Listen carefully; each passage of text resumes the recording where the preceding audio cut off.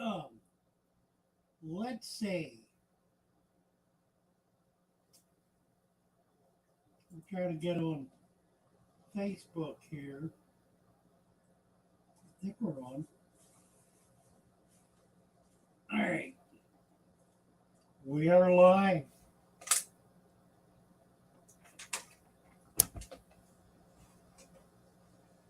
Broadcasting from Discord. If you are on Discord, jump on the live chat. If you are not, come on over. Let's see. Let me post the link.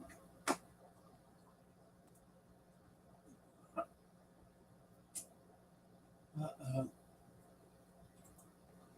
I can't do this if I do this. That's a problem. How do I do this? I know. Okay.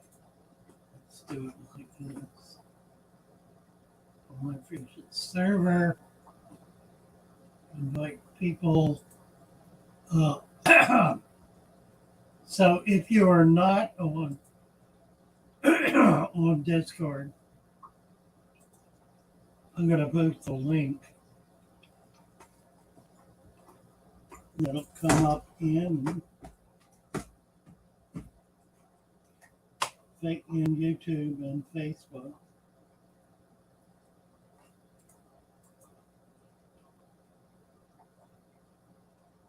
Silver Creek's working on dinner, and I'll be here after dinner.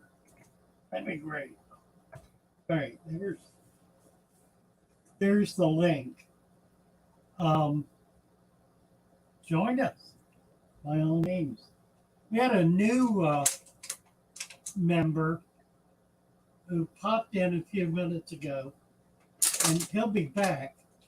His name is Chicken Wing, and when he called or when it got on, I was eating a chicken wing. So it was a little odd. He lives in Ocala, Florida, and has set up, or is setting up, a fish room where he's breeding mostly cichlids, bigger stuff, flower horns, peacocks.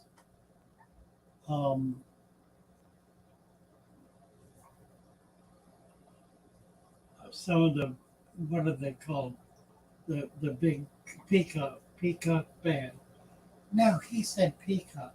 I think he meant bass. He did, because they said that. But he's also doing Pomona peacocks. So anyway, he'll be back, and we're talking about how he can set up his fish room. So if you'll notice, I'm in a different place, and there are fish tanks in the background. Ain't it great? This is the 20-year-old 40, and the tank. There are two tanks you can see behind me. They're both 29s, 2 foot wide. There are darters in the bottom. Nothing yet in the top, no fish. I do have an order of fish coming this week, I think, from Bioaquatics, which I'm really excited about because he's got some pretty nice fish. So we'll be getting his selection. It's nice to be close to this. These are natives. The one with the stripe is a bluefin killie, and the others are what do they call it? Mosquito fish.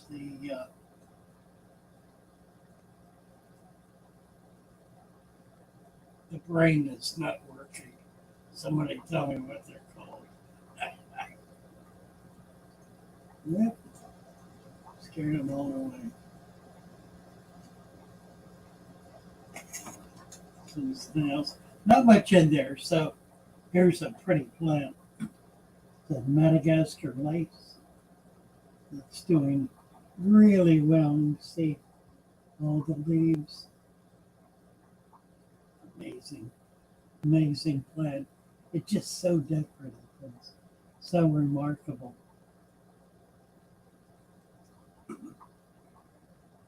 So anyway, that's going to be fun. Start getting some, and I think EJ is going to be sending some.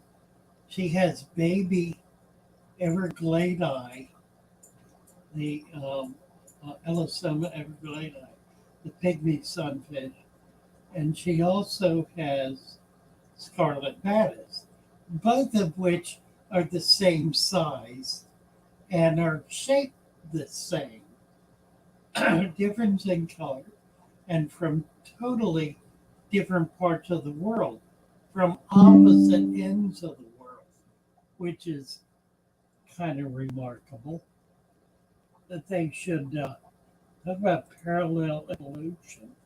It's really extraordinary. Formosa is the little fish in here. It's like a tiny guppy, a teeny tiny guppy. I will be getting some guppies, anglers from fishy friends. Let's see. I can't do this. There it is.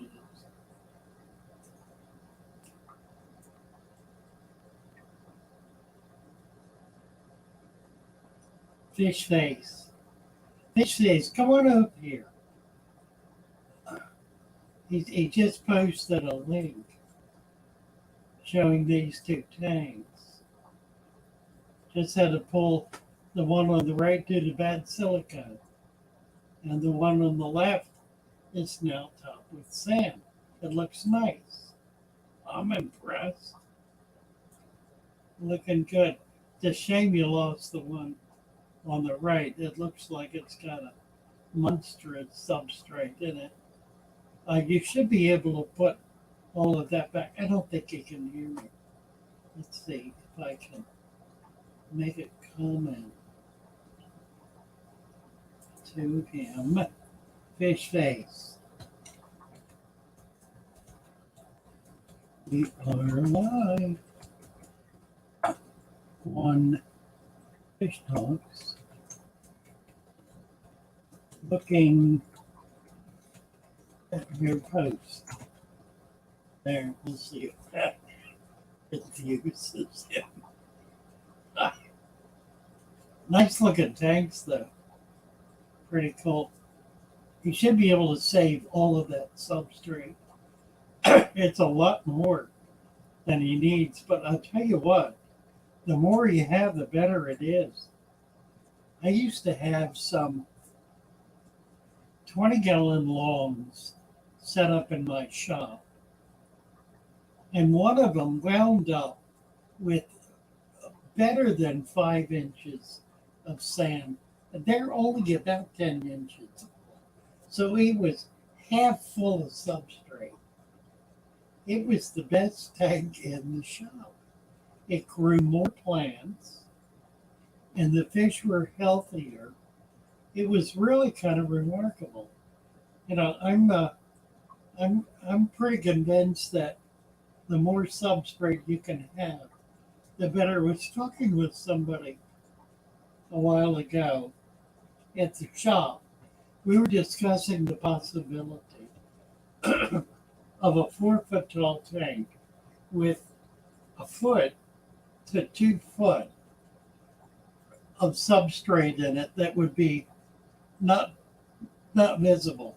You would only see the top 2 foot. And I thought that was just a very cool idea. We never got around to building it. But, you know, it was one of those, well, I say somebody's going to do it at some point. See, Let's see any other comments over there, so we'll just get rid of that for now. Got 20 people in.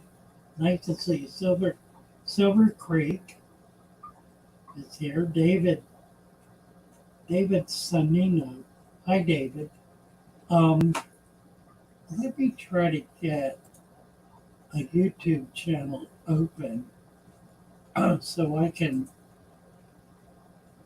do credits. I can make people monitors.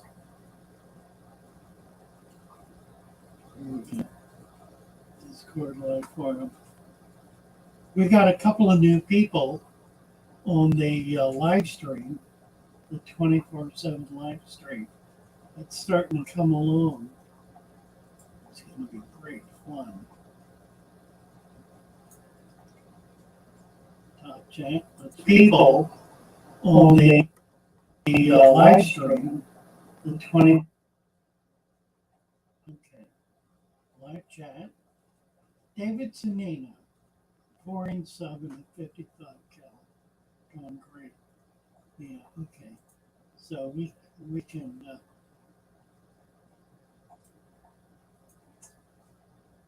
make David a moderator. Garcia. Echo went away. It's probably going to come back now. 3G, A3G, Garcia Aquatics. Nice to see you. Ren Wood is lurking. Who else is there? Sylvia Creek. Garcia, y'all make sure and hit up Garcia Aquatics. It's making a push, doing a meet and greet soon. Okay, Garcia, let's get over to him.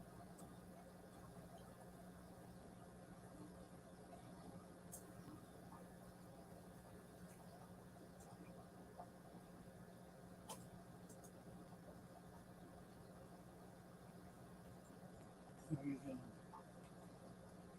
Let's see if I can open this. Go to channel, good.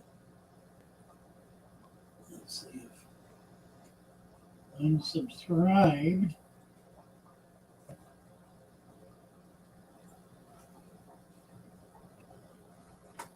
I am not. I am now. Okay. I think I can show you.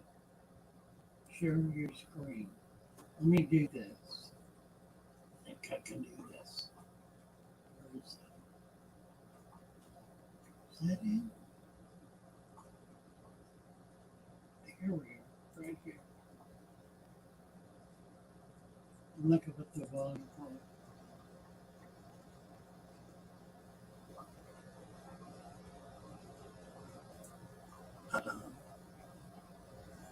There. Garcia. Get over there and click. He's got 400 subs. 401 now, I guess. Let's see. Oh, stunning discus for Mark Clark. Look at that. Africans. Cuppies. And Bettis. Oh, he's in Florida. Oh dear. Oh, where are you in Florida, Garcia?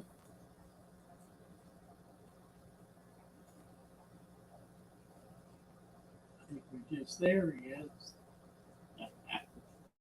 There he is. The man. Okay, let me get back to my text.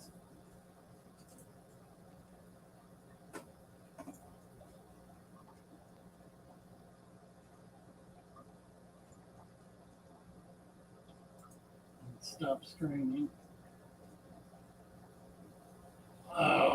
got all these clowns who are in Discord. None of them are showing up. Echo went away. Good.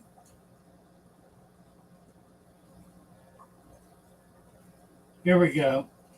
Luke says, I'm not sure if you've seen that Father Fish God's Aquarium, up to 17-foot waves. Yeah, we did that. Did that 2 months ago. Nice. Garcia, gone for 500. Good man. Under a gale warning on Michigan. Wow. Have you got a camera?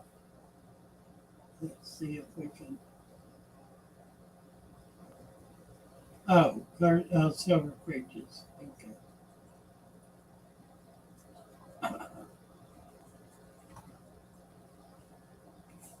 Verizon has posted the link for the 24/7 channel, so you can. I could do that. Nobody else is here. I may just as well see what we're doing.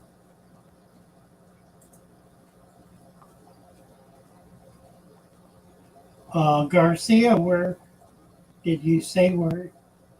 Excuse me. Where you're located? Why have we got all this stuff? Oh. Hello, and I think I'm losing it.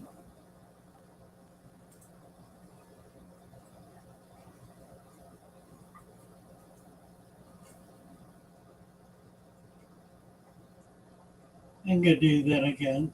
It's too nuts. In West Palm Beach. Oh my goodness. You're on the east side of Florida. On the Atlantic side. I was directly across from you for 30 years. Long time. Sketty Nunes here. Joan Enslin, hello. Bass Queen. Oh, Bass Queen's family fishing channel. How nice. Chris is saying, hello, hope Maryland treating you. Well, do you know if Venice was impacted? Yeah, it was. It was not as severe as just south. Englewood got it worse. And as you went south and south right down the Gulf, got just stormed. Punta Gorda and Port Charlotte got hit real hard. I have two friends in Englewood, both of whom, more than that, but two of my friends had severe damage. One of them lost his house. The other one lost everything inside the house, basically, except for one room.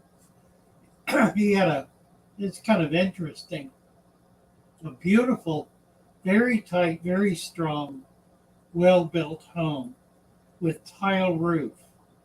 That's ceramic tile. They're like 1/3 curved tiles, and they stack them. It makes a very heavy roof and a very safe roof. Well, the storm was coming at them from this angle, a 90-degree angle, and it hit the side of the house and pushed the rain through the soffits into the attic area, soaked the ceilings in all but one room. The room that was saved was the roof was higher than the others, So it somehow managed not to hit that room. I think it came in from the east. It was going, no, it was going clockwise like this, counterclockwise. And as it was spinning, they were on the south end of it. It came around and hit and went up under those eaves. The back, the room it missed had a higher ceiling than the other rooms. All of these rooms lost their ceilings. They got wet and dropped, and so furniture, carpeting, floors, everything was ruined. It not only dropped that, but rained into those rooms. They were in their great room, which, as I say, had a higher ceiling, so the water didn't get to it, and they were safe. He's got a library of thousands of books, all on tropical fish, which were not ruined, saved them all, but lost all of his fish tanks. Most of the fish survived. They got him out. He called me a couple of days ago. They got him out and took him up to Bio Aquatics, to Andre's farm. A lot of fish. He had about 30, 35 tanks, smaller tanks, so a lot of little fish. And was a person who went to all the local auctions and always bought fish. So he had 1,000 or more fish, many, many species. Andres will be delighted. The other fellow had big tanks. That's Andy. The one I was just talking about was the treasurer, Bill Demery, the treasurer of the Venice Area Aquarium Society. Another member of the board was Andy.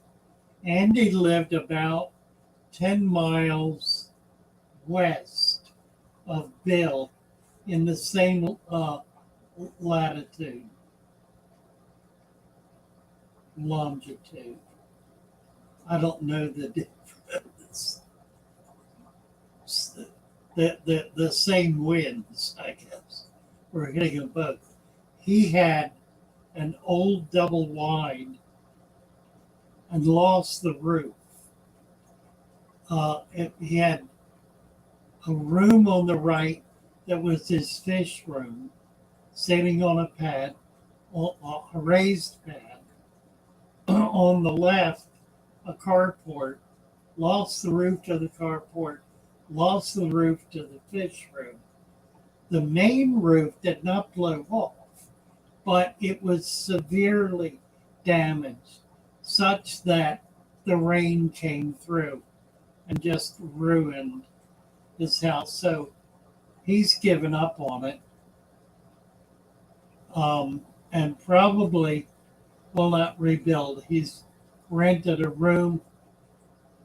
All of his fish tanks were wiped out. He did manage to get fish out of there. I think some of them went up to Andres. There's a new shop in Venice. They got some of his fish. He had about 25 big tanks, 55s and bigger, up to 200 gallons, with big fish. The nicest collection of Geophagus I've ever seen. He must have had a half a dozen species of Geophagus. Angels, discus, some fish I bought just before I left. Pierce eye, big ones, big pierce eye. What was the other one? I don't remember. But again, another pretty uncommon fish and big breeding size. So anyway, other friends had fish there in the same area. They didn't have any problems. Those are the only two houses of club members that were damaged. Chris Trapp, yeah, 1,000 fish easily, 1,000 fish. Little stuff and all in small tanks.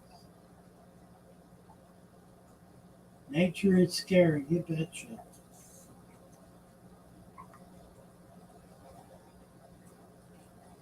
David Sanino, soon my YouTube channel, Aquarium Freshwater. Oh, he's setting up a YouTube channel. Wonderful, David. Look forward to it. Sketty said my dad is in Punta Gorda. His place only had landscape damage. He was very fortunate. Best friend in Naples had 4 feet of water in her house and a roof collapse. She lost everything. And Andrew as well. Second, my word, second hurricane. She's lost everything, and good Lord. T. Tom, here we go. I don't get why you say use sand, and Walstead's book says use fine gravel and not sand. Well, because Walstead is wrong. That's why she could not keep her tanks going more than a year, because she was washing all of the nutrition into the water column. The sand prevents that. It also allows all of the waste to precipitate down into the dirted layer and stay there. I know. She and Barb, even today, they think sand is the stupidest thing in the world. And they're just ignorant. They won't try it. They're convinced that what they're doing is the right way to do it, and so they won't try it. If they tried it, they realize that every single creek, river, stream, brook, and spring that exists on Earth as freshwater environments has a sand cap. It is the nature of nature to have sand on top of dirt. In the only exceptions are ponds. And the reason they're exceptions is because the detritus sifts down. It doesn't get moved. It just stays there. And it'll sink into the sand, but it really becomes mud. The bottom of ponds is mud. The bottom of no creek is mud. The bottom of some rivers are mud because they're very slow moving. The bottom of no stream is mud. Ditches are mud. So that's the answer. The answer is, what is this? What is this? Whatever it is, it ain't coming up. And I just lost my picture.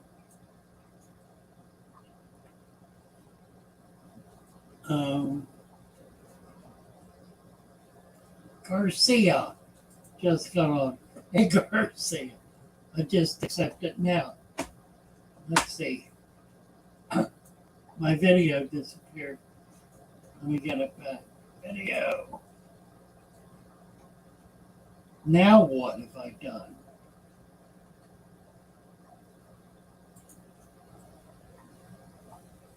Lord, okay. Here we go. Turn on camera. There. I'm back. Ugh. I'm getting skunked here. Nobody's coming in to talk with me. Skitty, we did yours, David. I want to get back. T-Tom. Who is T-Tom? T-Tom obviously has not been around enough to know what's going on. Oh, okay. Luke posted one of his live cams up on Lake Michigan that shows a storm coming in, a gale coming in. Let's see, I want to get back to the chat.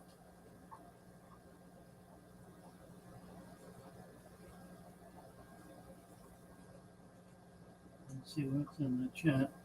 I move around a little bit and it gets crazy. Okay.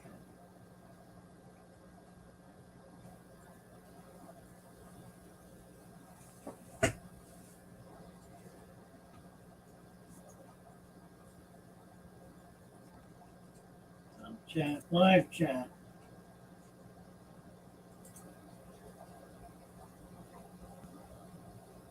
Ask Queenie saying, I swear the one tank I couldn't get stable no matter what I did. Fixed it with a layer of sand. It's so stable. I've got way too many fish in it, but it stays solid. Chris Trapp, how much sand should I take from my old tanks to set up new tanks? I would save all the old sand. I mean, it's if you want after you set it up to put like an inch of new clean sand on top, you can do that. But old sand is preferable because it's got bacteria growing on it, so it's got a lot more life in it already. Ray Smoky is here. Silver Creek says nothing beats 70 plus years experience in anything.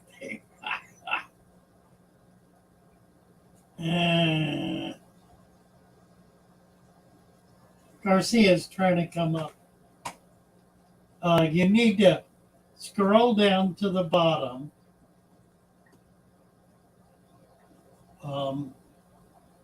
Where it says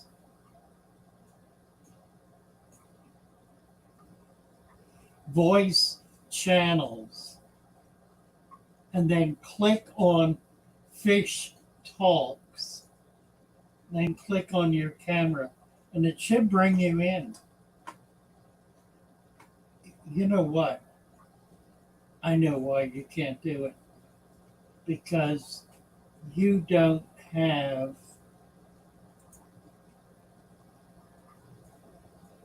let me see if I can do this.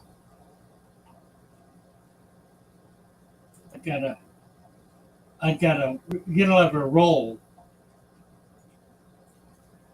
I gotta give you a role.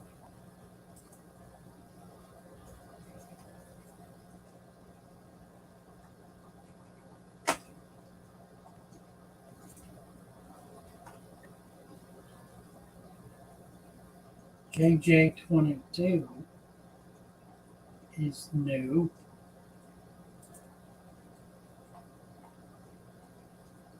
Is now a snook. No, welcome. KJ22. And then Garcia had a friend. Go back. Meet the new guy, Garcia.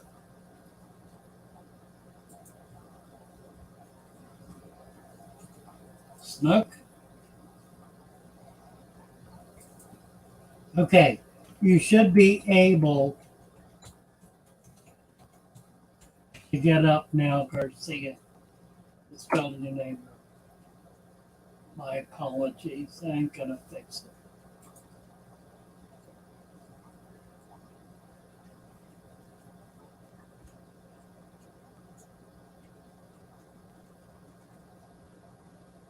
think we got everybody.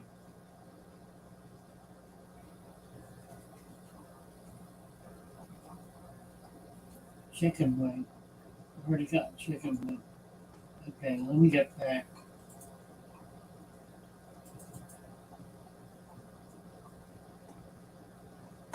Okay. Chris tried.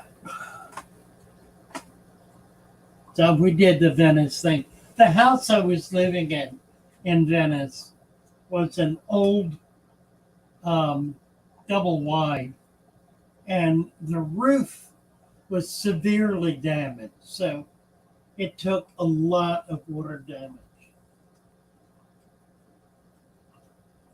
Now, this Teton thing,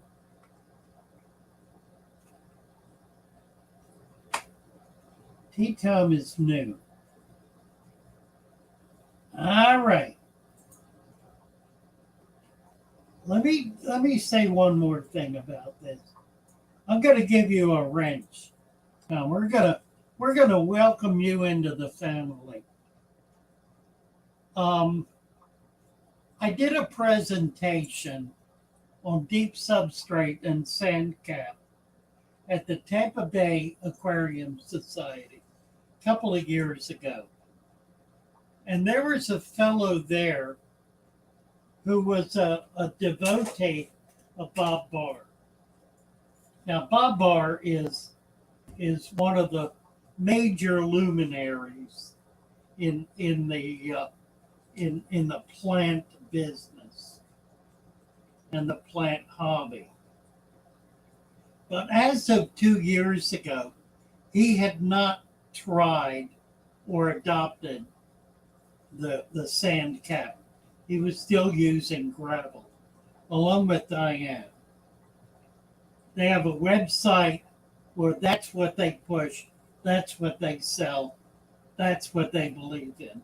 I tried to get on there to have a conversation, and I got banned. I got thrown off. So, anyway, this fella came up to me afterwards, and he said, "You know, the sand doesn't work because it takes so long for the water and the detritus to get down through that sand into the dirt."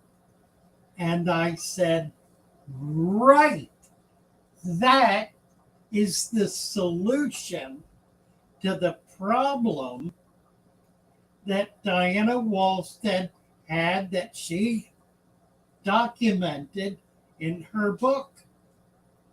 She said the problem is with a dirted substrate and a gravel cap, it will only last a year. If, however, you put sand in there right on top of the gravel, that detritus will flow down, it'll sift down, precipitate through the sand, through that gravel, into the dirt, and it stays there. And it breaks down because the water is not flowing through the way it does with gravel. It's going much more slowly. In point of fact, it's going at the speed of the cilia, the bacteria that are living on the grains of sand. The cilia are little tiny hairs on bacteria and other microfauna that move the water such as to be able to bring nutrition to them. Those millions and millions of cilia are moving that water very, very slowly. It might take 6 months. It actually takes about a month and a half for the water to get from here down into the dirt through 2 inches of sand. About a month and a half. That means what's going down into there is everything. All of the waste, all of the detritus. As a result, the water is crystal clear. It is filtered more finely than any filter can finely filter it.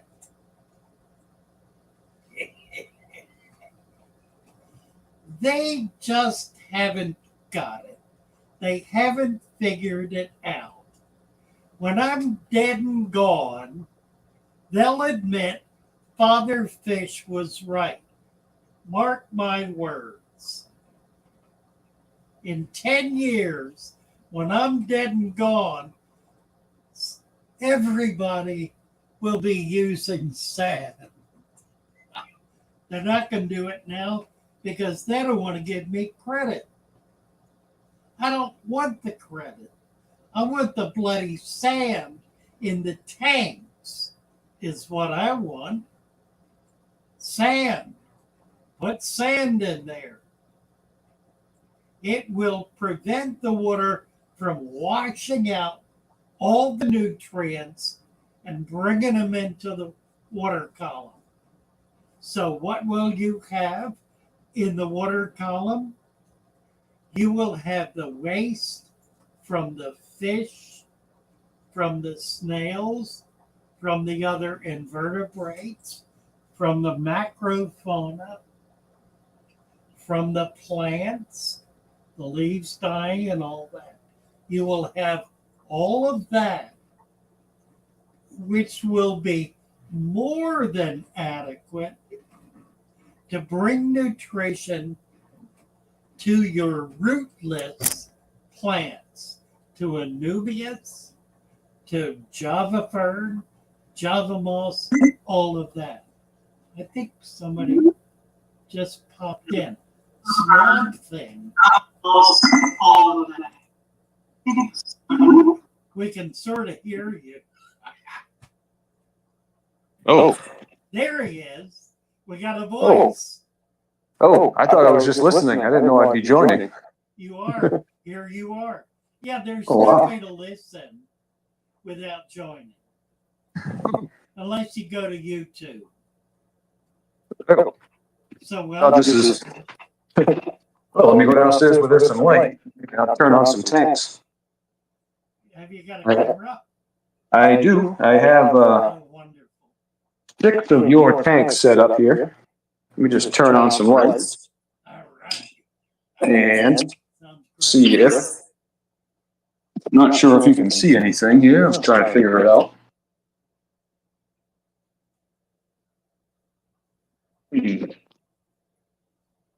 The microphone, maybe that. Oh, there it is. Oh, there we are. Okay. All right. Do my my best at video production here. Let's see if I can turn this around. Maybe not, maybe not. All right. Gotta go like such so I can see my nose. So that I don't want to take over, but that's Oh, dude, please. I'm just Oh. chatting away. Oh, okay. Well, this is all of my tanks. I've talked to you. I'm Melted Butter on YouTube. Okay, great.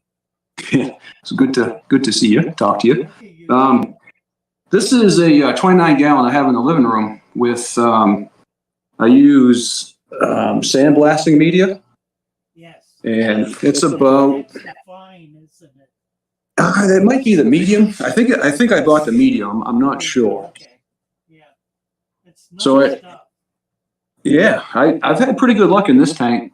I got some good sized pond snails I found, and various other Odessa barbs. There's a pearl gourami in here. Once he went up, I just turned the lights back on. There he is. Let me see if I can hold. Luke, get home. Check out his pearl gourami. Look at that bad boy. It's about the only gourami that you can safely keep. There's Luke. sticking his finger in front of the camera. Of course, there's a big old snail up on that. So, like I said, this is 29 gallon. It's about 3 inches of substrate over an inch of dirt. Standard father fish protocol. I have over a dozen Odessa barbs. I probably have just about that in cherry barbs. I have one lone, oh man, what do you call him? Pearl Daniel. Yeah. He was a bully in that. Yeah. He was a bully in another tank, so I had to move him in here. And like I said, I mean, this is pretty heavily stocked. I do have a black coolie loach down there messing around, and of course, tiger lily. I got one growing up to the top. A lot of anacris, some local hornwort I pulled. So this thing is chocked. The ones that go to the top, you want to keep those cut. Don't let them take over the top. You'll lose all those pretty leaves on the bottom. Yeah, I don't want to do that. So and then just cut those runners as you okay. go to it. Oh, all right, yeah, absolutely. I think that's probably the third. That's probably the third one that's popped. So they definitely come out of there pretty quick. If you don't mind, I'll show you the other 6. Like I said, I got them all set in your style. Here is this is a cichlid tank, which I have probably about a dozen Malawi. I have a Jack Dempsey in there growing out. Some fire mouths that bred for me, some Johannes, just a bunch of Malawi cichlids. Yeah, that's a 38. It's a 36-inch long, 38 gallon. I have about a breath of sand. I got a ton of sand in there. There's probably three or four bags. Like I said, I just turned these lights on. It's 7, almost 8 o'clock here or so, and so they kind of were in a little bit of sleep mode. But I found in this tank, the only thing I can really get to stay is leopard vallisneria. Everything else, they just rip up and destroy. The roots that you see go to this Monstera, if I can. Yeah, I got a Monstera and pothos that I grow all the way up to a beam on the ceiling. So I got like a Polar Pala, this is like a frog. Yeah. Yeah, it's pretty neat. There he is. Garcia made it. He figured it out. Let's see, I got 3 more, and then I'll let somebody else have some fun. Let me turn on some lights. So this is a 10-gallon. My kitchen. Let's see here, kitchen counter, which it's mainly. I got a couple of guppies in there, but this is mainly a Harlequin rasbora, and I do have an American flagfish in there. And yeah, it's just craziness. It grows like a weed. Nice.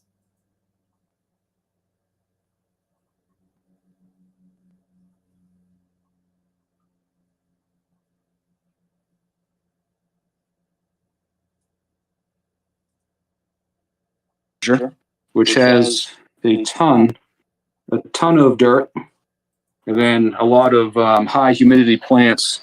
There's a little guy right there. I don't know if you can see him. But yeah, I mean, it works. This system works pretty much everywhere. I have 2 frogs in there.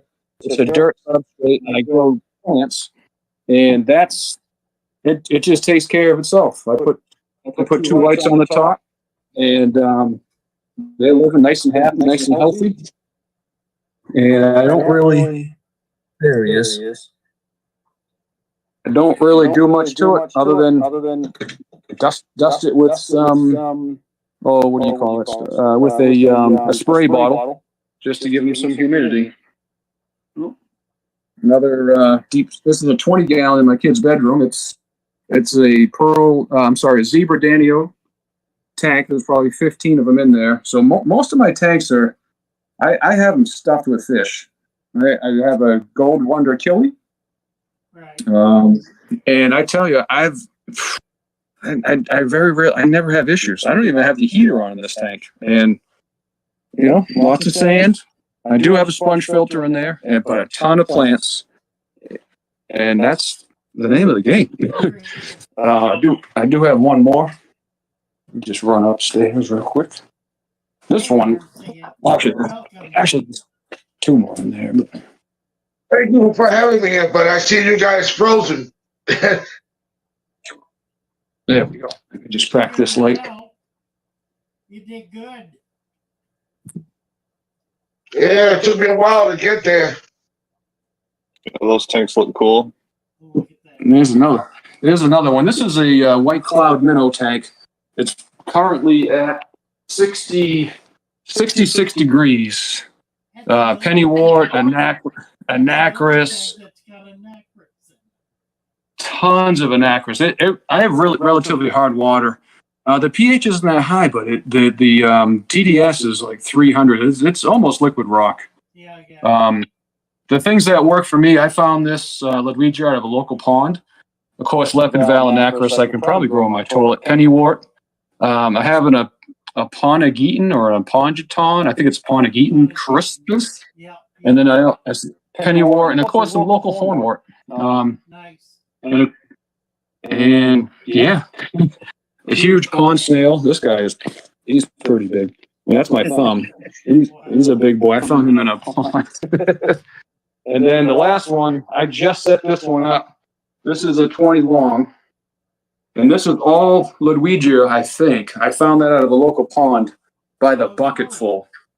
Yeah. And then this is I've never seen this type of, I'd say it's hornwort, but it's real bushy. It's slightly different from this one, which is more of like a foxtail. Yeah. But it's just local stuff I found. I put it in here and it's working. This is, It's not. yeah. Yeah, it has there's like this little bulb thing on it. Yeah, I don't know if you can see that. Yeah, it's almost like a little lime.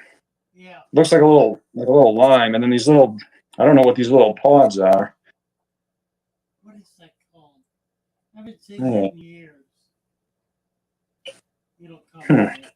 I was like, what is that in the tank? That's your light, I'm assuming, right? Yeah, this is a shop light right there. I looked back Yeah, at it almost, it's weird. It has this, and then of course this stuff here is just like I would say this is hornwort. But yeah, I just went down to a pond. And I just started grabbing stuff that I could, and there it is. Another one, just deep sand. Works like a charm. Anybody that's on the fence, there's 6 of them right there. Zero problems. It just works. All I use is a tiny sponge filter, and the proof is in the pudding. This tank, there's no heater. I don't even have a heater, I'm in New Hampshire. This is it's 64 degrees in this tank. And these plants are still rocking. Looks great. But yeah, I just wanted to give you a little show there. It looks like everyone has finer sand. I have like pebbles and stuff mixed in my sand, and I was looking at it just now. It looks like all the finer stuff has like made its way down. All the rocks are making its way up to the surface. I'm not sure what I'm gonna do about that. Should I do anything about that? Add a little more sand to it. Oh yeah, that's true. Garcia. All right. Well, I'll let somebody else have a turn. Like I said, I appreciate the knowledge. I was hoping you would write us a book, but this is pretty much it. Dirt, deep sand. Stick with plants that work in your water, and this water is crystal clear. Like you said, it's really not. even that cichlid tank. I'm getting to the point where I'm thinking that I want to make it complicated. And the feature I'm thinking about is the soil, the dirt layer. Because there are a number of things that need to be in that. in I've had pretty good luck with just taking out mulm and other garbage from a filter. So if I take a sponge filter out of a tank that's been running for a while, I've had pretty good luck by just taking all that brown gunk out of it and layering that in the soil along with some old leaves. So if I go to a pond, I'll just take the leaves, the dirt, and all the stuff that's at the bottom, and I'll mix that in the dirt at the base. And I've had pretty good luck. I mean, Yeah. so far so good. I don't use a whole lot of heavy root feeders, so maybe that's helping me too. Looks good. Garcia, show us your tanks there. What I have that's available right now. Right here's my little better tank.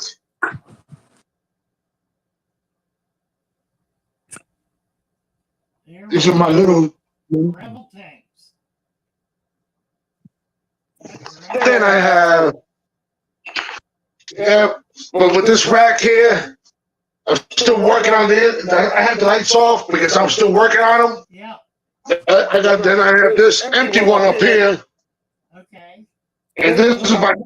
And then this one is my new one that I did so far with my little guppies in it. Okay.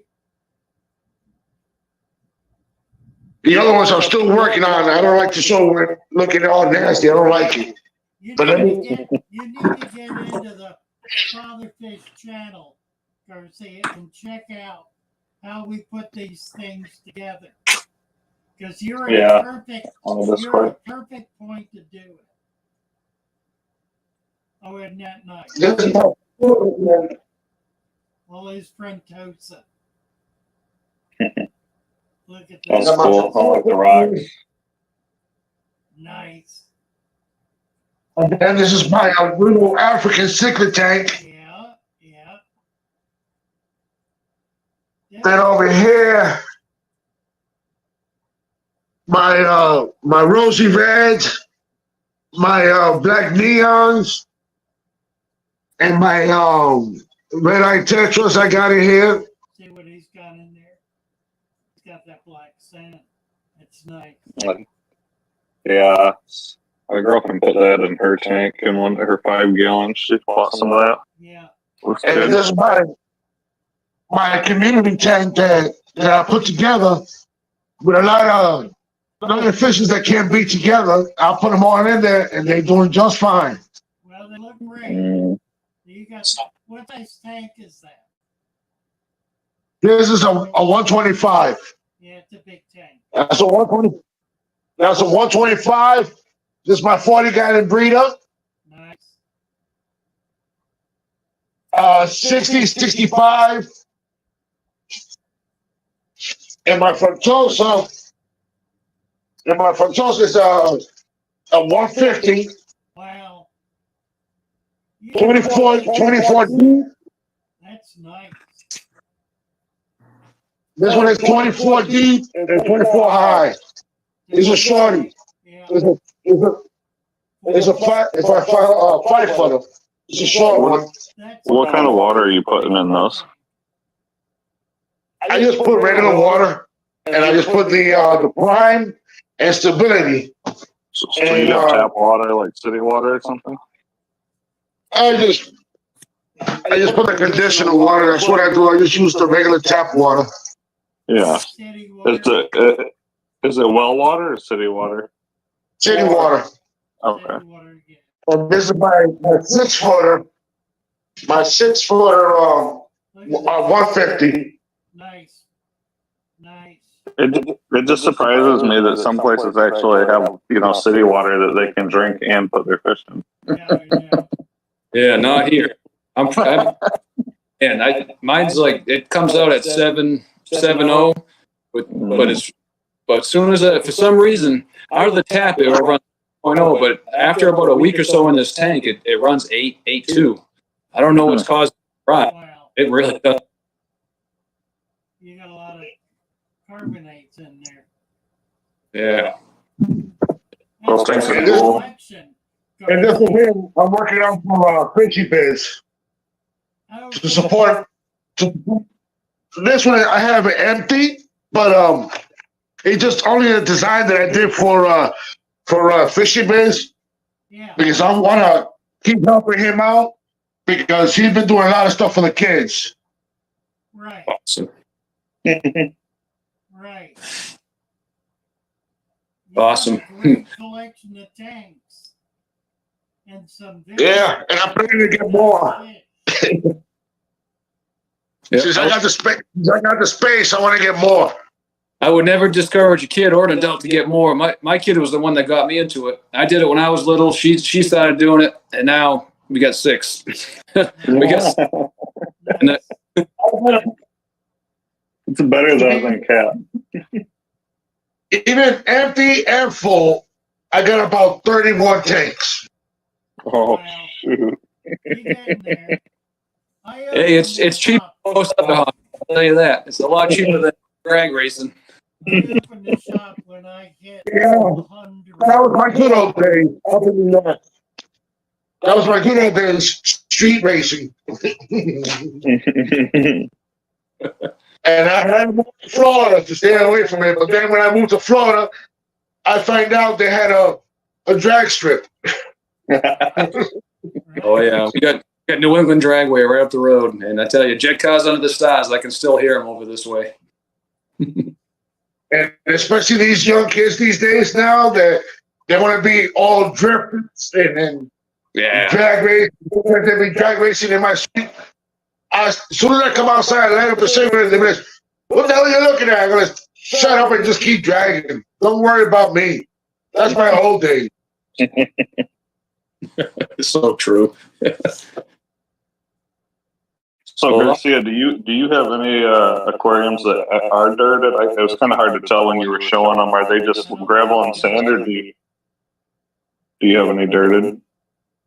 There's there's none of them with dirt. It's just regular black gravel. Mhm. There's some with black gravel, black sand, and one of those like fake gravel. Hold on, let me go look at that bag. Hold on. Give me 1 second. Luke, can you hear me? Yeah, your volume is just a little low on YouTube. I was going to mention that earlier. Your microphone volume. I mean, I can hear you fine in Discord, but on YouTube you're a little low. And this is the one I use. Also, man, Oh, okay. yeah. Stuff is pretty small. It's like 2 millimeter. Yeah, I use it. It's already triple washed and everything, but I still wash it no matter what. I don't believe in it. So now the next trick is you got to set up one aquarium for us as like a trial here. You got to have one dirted aquarium for father fish. Just one. Enough, right? I got a 20 long I just picked up. Fish face. What happened here? We're just trying to corrupt you into doing a deep sand. Nothing to see Yeah, here. this one deep substrate. Well, I've been watching your video, Father Fish, Okay. and especially Aquafunk and from ADHD. Right. I know you. Now, since now you got me up here, now you're trying to convince me to go ahead and do a dirty tank. Right. Oh, Gotta You got do enough? one. just one. Don't just have an attitude about it. Have some facts. I got a 6 here with an FX6 on it, all that fancy stuff. And as soon as I did my other tanks, I emptied out that cichlid tank, which has got probably 15 to 20, 17 of them in there, including a Jack Dempsey. And I pulled out all the gravel, the under gravel filters. I had the same exact gravel as you, different color, but the same stuff. I had under gravels, the FX6, I had all that stuff. And once I found that it works in the other tanks, what I mean by work is if I do a nitrate test, I don't see more than 20 parts per million after months. And Yeah. it just doesn't build. It's so nice to have only a sponge filter and not have to do anything. Even on a smaller aquarium, I have a 2.5 gallon my girlfriend did, and that's been going for 7 or 8 months. No water changes, no nothing. You know. Yeah. I mean, this 29 that's lighting my face is a pearl. There's a dozen Odessas. There's probably just about a dozen cherry barbs. Not big fish, but this is only a 29 gallon tank. If you consider that I have about 5 inches of substrate, it's probably really only 20 gallons of actual water. And the nitrates, I test them. I stopped testing because I know it's clean. It's never 20 parts per million. It's just clean. Pretty cool stuff. That 10 gallon in front of you's got probably 3.5 inches of substrate there. I don't know if you can tell by looking at it. So obviously there's not as much water space as there could be, but this tank's been going for, I don't know, 3 or 4 months maybe? I can't remember. And Just getting started. Yeah, but I mean, This tank next to me has been going for 20 years. That's amazing. With the same water, you just let it run? Well, no, the water, when I moved it, I lost the water. And it crashed at one point because some kid came in the shop and dumped a can of food in it. Oh, that's that tank? That's the tank. So I drained it halfway down. Was that your 55? It's about a 40. It's shorter. It's 6 inches shorter than a 55. 55 would be up to here. It's got 4 to 5 inches of substrate in it, and the tank is 16 inches. So it's a third substrate. Yeah. Wow. But it'll grow any plant I put in there. I put this Madagascar lace in here. Somebody sent it to me. They sent me the bulb. They couldn't get it growing. I put it in there, and it's got leaves a foot long. If you can get cuttings of that, I'm not sure how that works with those, but I want some of that. It's a bulb. You need a I'll have to look it up. It's a bulb. I've seen it before online. It does. It hasn't bloomed yet. I've had them bloom. Let's see, you can get seeds, but not yet. But this tank, I can do anything with it. I can put anything in it. I've had thousands of fish in it and thousands of plants. For a long time, I was just pulling plants out and selling them. It was a water tank, you know? It's a lot better than they grow so much in here. I clip them, I throw them away. I mean, Anacris is crazy. This nymphaea is about to explode. Hornwort. They're easy little like plants, but it's just what works. My water, the nitrates, everything. It's just, I don't want to call it harmony, but it's just like a balanced system. It just works. It balances. That's exactly right, and it balances chemically as well as biologically. So you wind up, because of the way, look at Luke's tank here. That's sand. Everything that's in the water is sifting down into the sand, which means that water is crystal clean. Not just nothing in it, dirt-wise, but there are no chemicals in it. Right. So it's like should we do the glass cup test and take a drink of it and see if it tastes like clean water? Really? I do. I know you guys. I'll let you do it, but it's just hard for me to try to do something like that since I've been so used to with the regular gravel and canisters and sponge filters. I've been so used to that. Right. And I know I should try to do something different, but I'm so used to that the old way. Well, you don't have to change it completely. Just do one tank, and that tank can be the tank that sits in the corner that you never touch. Just a little. I mean, I've got, like I said, I've got a 2.5 gallon. We've got a 5 gallon, and we've got a 10 gallon done this way, and they just sit there. You know, they're just for. We don't do anything. We don't babysit them. You know, they're just I to would have say in the living room. You know. if you're going to do it, I would definitely stick with the protocol of lower light, easy growing, fast growing plants. I've noticed with the smaller volume tanks, if you're trying to get Rotala or any of the higher light, slower growth plants to balance you out, you're going to have nitrites high for a while. You're going to be doing water changes, adding salt, doing all these things to keep those nitrites down, just because the plants are so slow growing. They don't Right. don't contribute to the cleaning and the filtration of the water. Whereas a fast growing plant, right when you hit it with the light, that's what it's doing. It's absorbing and doing. And I think that's what I did by adding some guppy grass, and I added some duckweed, just because, you know, all the other plants are slow growing, and I was worried about that. So now I just keep ripping out guppy grass and duckweed, but I mean, it's okay. Yep. Yep. I guess I'm gonna do that. I'm gonna set up one and see how it turns out for me.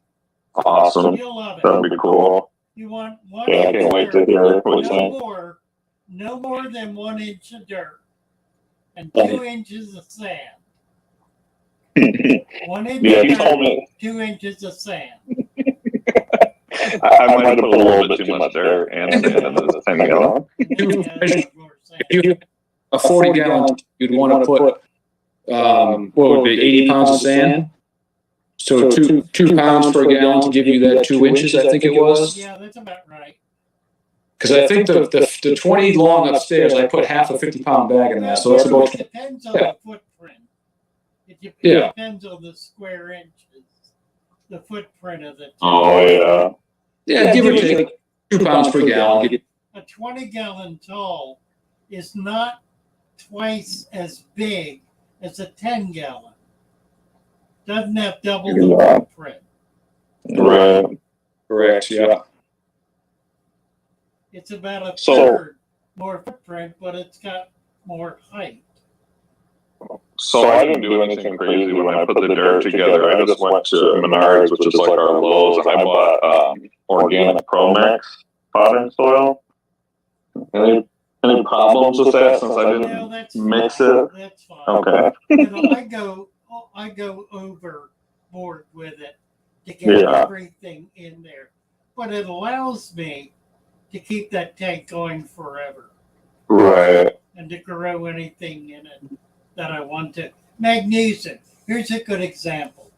I use Epsom salts in my dirt mix because it's got magnesium in it. I seen you put that in your mix. I wondered why. Magnesium is it's a trace element, but it's absolutely critical to plant growth, to leaf growth. All of the farmers who are doing natural farming, they discovered that magnesium was the key, and they were failing because their farms had Roundup used, and the Roundup bound up all the magnesium. Wow. So it was not accessible. So they had to go through the process of breaking down the Roundup in order to be able to get free magnesium in their fields. We don't have quite that problem. But magnesium is Well- key. Now, the other thing that this does is it keeps all of the elements down in the substrate and out of the water column. And that's really key because that's what makes it possible to have a tank that'll go on forever. You're not building up the nutrients in the water, and so you don't get algae. You never get algae with these tanks. You don't get the water going foul or turning yellow or needing to do major water changes because it's not holding on to all of those nutrients. It's allowing them to precipitate down through that sand into the dirt, into the substrate, and it stays there. It doesn't come back out. With gravel, it comes back out because the water is flowing right through that gravel and it's washing out all of the dirt that goes down in there.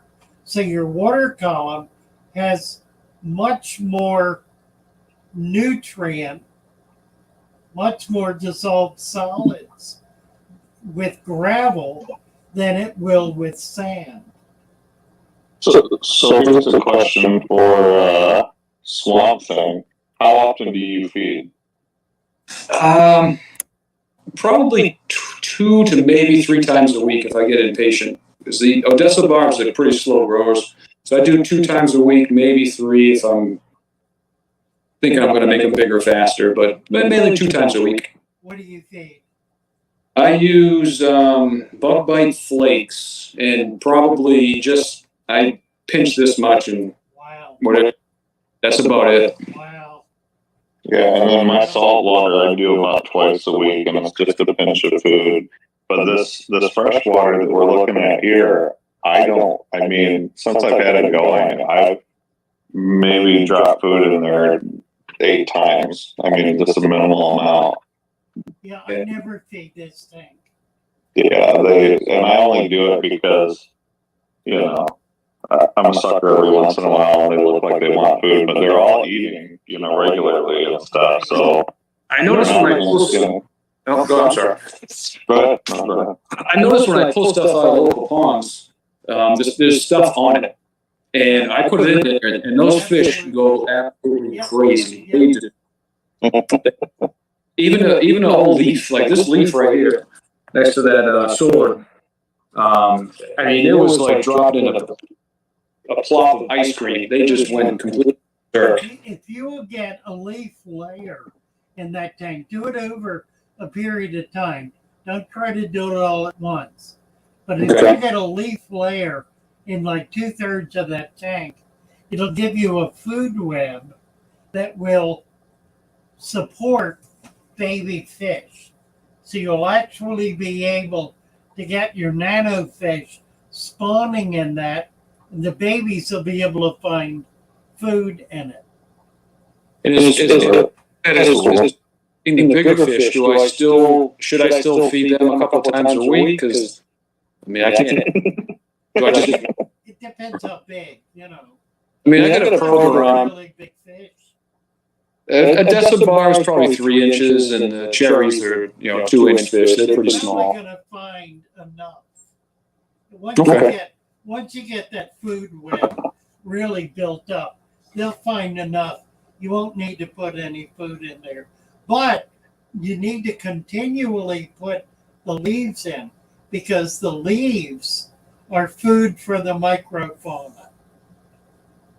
They're food for bacteria, for fungus, for microfauna, and that's what feeds the macrofauna, which is what your fish are going to be eating. So it's important.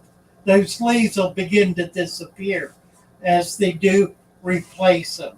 Just have a big bag of leaves and keep putting them in.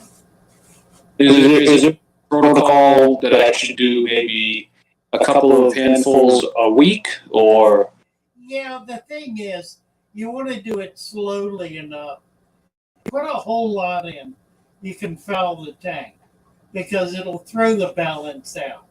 Okay. If you do it slowly, it'll build up because when you put those kinds of leaves in, you're putting a lot of life into that tank. Right. And so it's biomass. As you increase biomass, it needs to be done slowly enough that everything else can catch up. Yeah, everything can balance out. Garcia, All right. you got a question? No, I just have to say that is thank you for letting me come up, and thank you guys for sharing your knowledge. For I could absorb it, if I could get something and get going, if I could do something on a small tank with the dirt, and the way you guys talking about all the scientific things that it's hard for me to try to remember, but I'm absorbing and go ahead and start doing something. Good. You know, That's Put it awesome. in there, I can't go wait into to. the sand, and watch some videos. You'll be delighted. Yes, sir, and thank you. Thank you, And I'll Garcia. see you guys. I'm happy to meet you. It's a pleasure to meet everybody. Put it out. It's a pleasure to meet you guys. And Father, I'm gonna check you in your Fish Fam link, and I'm gonna email you. Well, thank you. Thank you. Yeah, So, nice looking aquariums. Thank you. Take care. Thank you, guys. Have a good one. Garcia, nice to meet you. Nice to meet you. Gotta love a nice cichlid tank. Those are awesome. Oh yeah, he's got some nice fish. I bet you if he was gonna do that in a with a cichlid tank at Home Depot, they have this. It's almost like a plastic. It's like a grid plastic, like such, and it's meant as a light diffuser. I bet if you were to put down your 1 inch of soil and then put that grid piece of plastic over it, the cichlids wouldn't be able to dig down into the dirt. They could only get to that plastic. So I just kind of think of, Yeah. you know what I mean? And I then think the you're thing, right. Yeah, it's a matter of coming up with the right product, but I think you're right. it would be like a barrier. They couldn't get through that plastic. And Like of course, the roots, great. it's open. Yeah. Right. I think I'll try that 75. I just, Petco's having 50% off, so I grabbed the 75.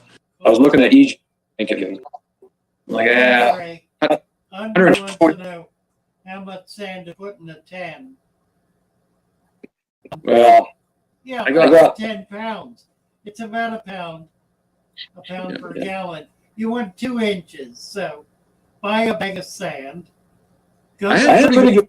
You go, if I went on Petco.com, not into the store, but or even PetSmart, or Petco, or, and a lot of times they'll have the old 50-pound sacks of just natural sand Yeah. for like 20, 15, 20 bucks. I mean, that's good stuff for the price. It's normally double that, you know. Yeah, you can go to any pool filter, any swimming pool store. True, And true. they'll sell pool filter sand. 50 pounds. Do we want to 10 give to horse? 15 bucks. Yeah. And it's washed, it's clean, it's really perfect. Yeah. Yeah. It's great. It didn't cost me anything to set up my 10-gallon. I bought the bag of Pro Mix and the sand. I couldn't have spent $10 on both. Probably $6 or $8. And plants were pretty easy to come by too.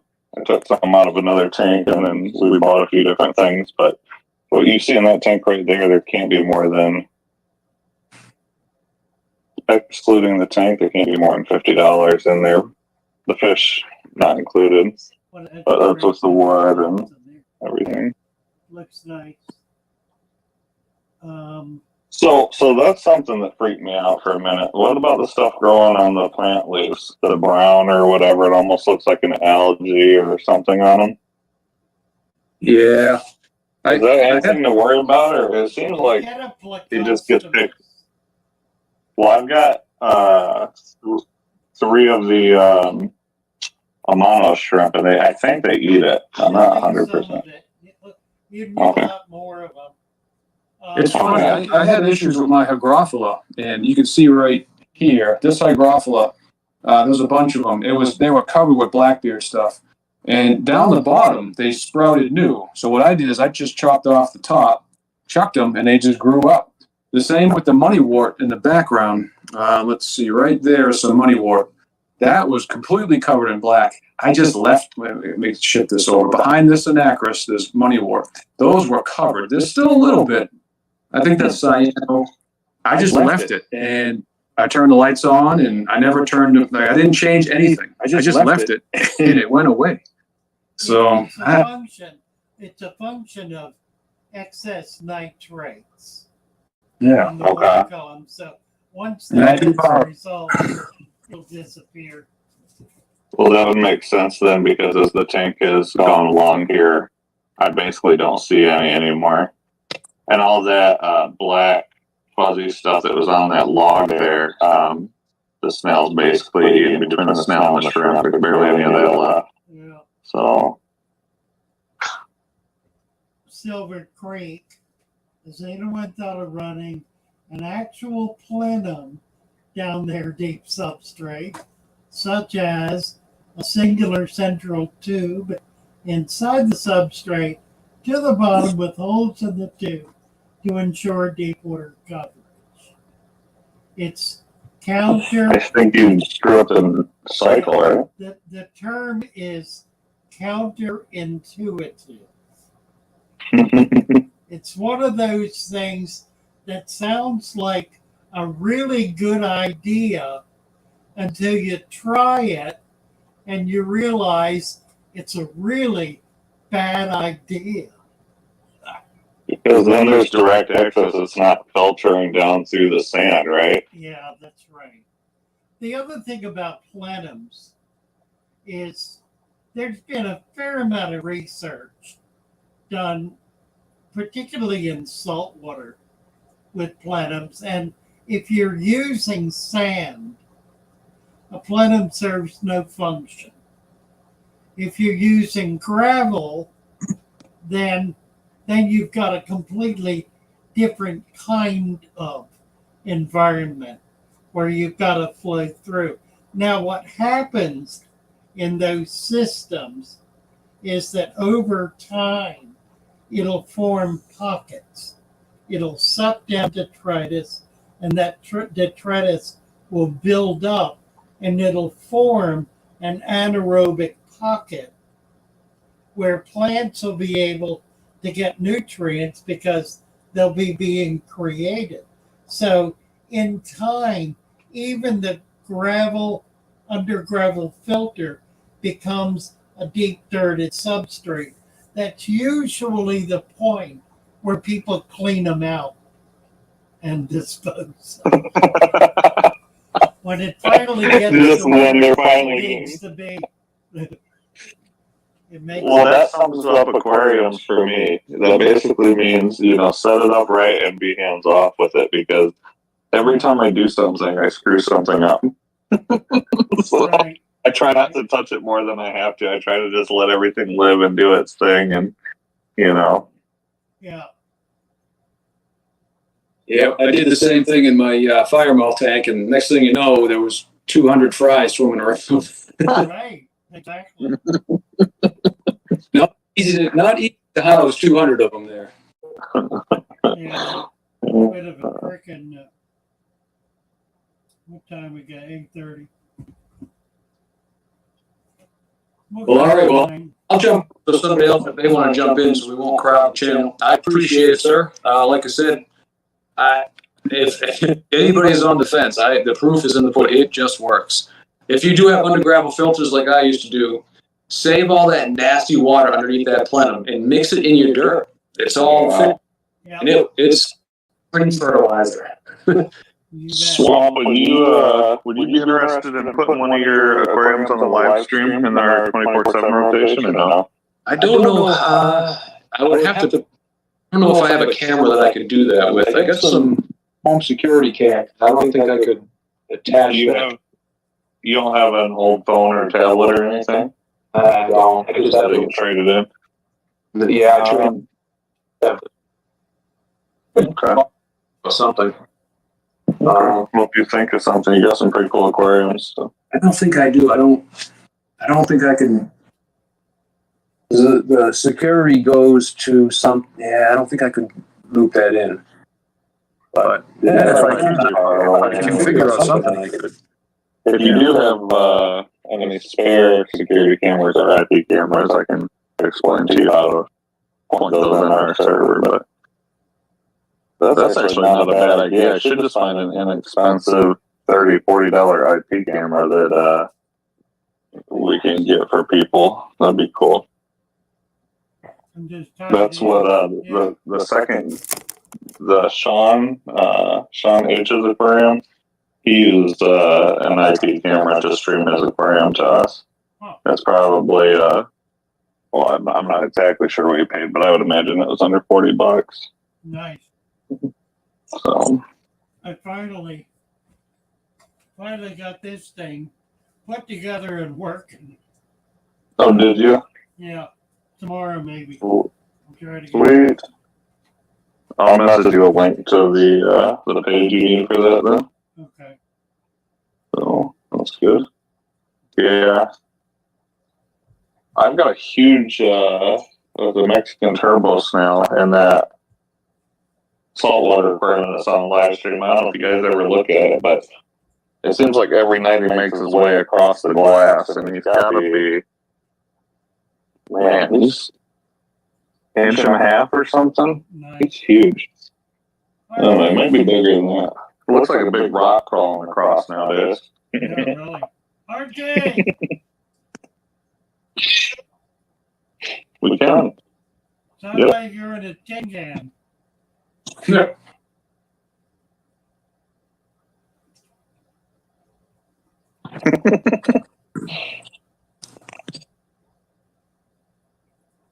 He does get it together.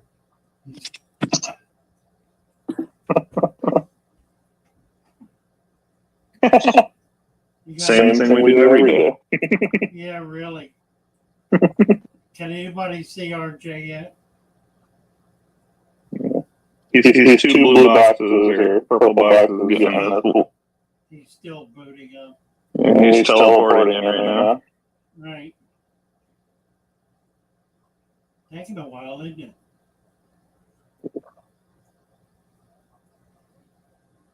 We got Yeah. glitchy for a while there. Cool. Kevin's here. Hey, Kevin.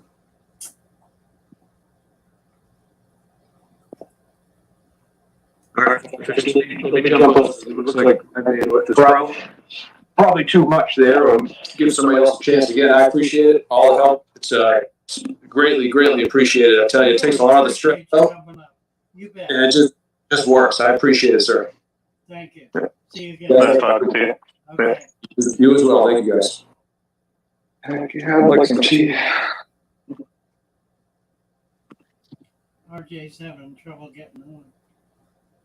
Kevin. RJ here, he was trying to talk to us a minute ago, we just can't see him. Say something, RJ.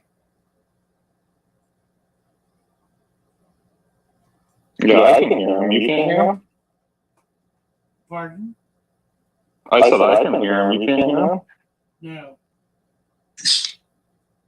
No, I think what I need to do, I've got Kevin and RJ both booting now. I'm going to go off and come back. Okay.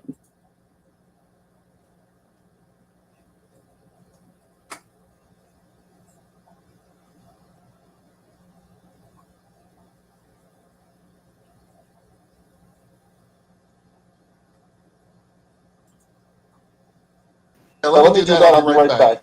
Okay. Yeah, I heard him. Yeah, he's just gonna refresh like you did there. Whose tank is that up in the, Kevin's? Nice. Oh, is that in the fireplace? Or the Yep. oven? Yep. That's cool. That's neat, isn't it? It's been up since Saturday. Nice. Hello.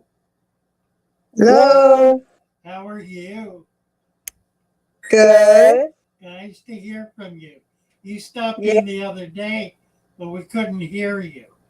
Yeah, my camera or my mic wasn't working at all, so it's like I could not get it to work. So I finally tried to try it today, and it's working now. So. Nice. Yeah, I watched a few of your videos, and I really like the idea of the dirty tank. It makes so much sense. And yeah, I put it together on my own too. Nice. It has some rocket killifish in it right now. Cool. I'm gonna have to. Oh, they're fun. Yeah, I got your. They're a lot of fun. Those are cool fish. Oh, there's Pandoma. They're nice. The trick with them is, believe it or not, Ricky.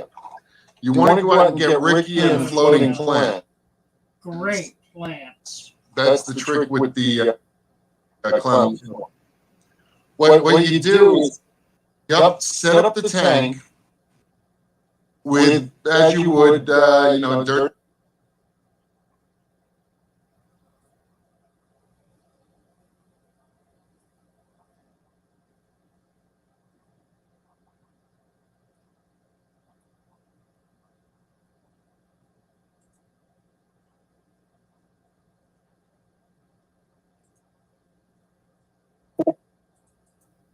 I'm debating when I should put fish in here. I put a cycled Aquaclear 50 on it. RJ, we got your video, but we lost your microphone. Who? RJ. I can see him, but I can't hear him now. That's the weirdest thing. Soon as his mic cut out, then his video popped in. I can't get his video. I had it for a second. Yeah, I think he's just working through it. Here we go. Cut your mic on. Oh, his mic's muted. You're muted, RJ. His picture is frozen too. Put fishing right away. That's what I say. Pandoma, I have. what are you doing? Yeah. That looks nice. I have 6 rice fish fry I could throw in there. There you go. You need things that are alive to get the cycle going. Throw them in there. You bet. Okay. I I'm gonna show you guys. You have plants, and you have things eating and pooping and peeing in the water. Oh, That gets the cycle started. Well, plus this filter cycle. Oh yeah, yeah, nice. look at all the clowns she's got. Wow. Clown kids. I love those fish. I'm gonna show you where those race fish are now. They're in a little 3-gallon rimless. So they're gonna like their bigger home. Right, This is just a little 3-gallon. right. There's one there. I think we can hear you too. Can you hear me? Yes. Yeah. Oh, good. I'm reaching out and touching somebody. That's How good. are you doing it? 'Cause I'm just turning around and going off until it works. we don't have your icon up, but I can hear you. How do you do that? That's a good question. I don't know I what don't you're have that. I'm showing. I see everybody. Oh, okay. I don't see RJ. I don't have a. RJ is bottom left on your. No, he's not either. I got him. Yeah, he is. He's flashing in there.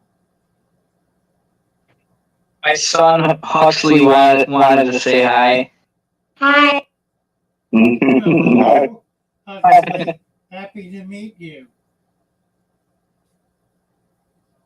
Are you Look at this little guy here. Are you a fish dude, Huxley? Yeah. Bravo. Good man.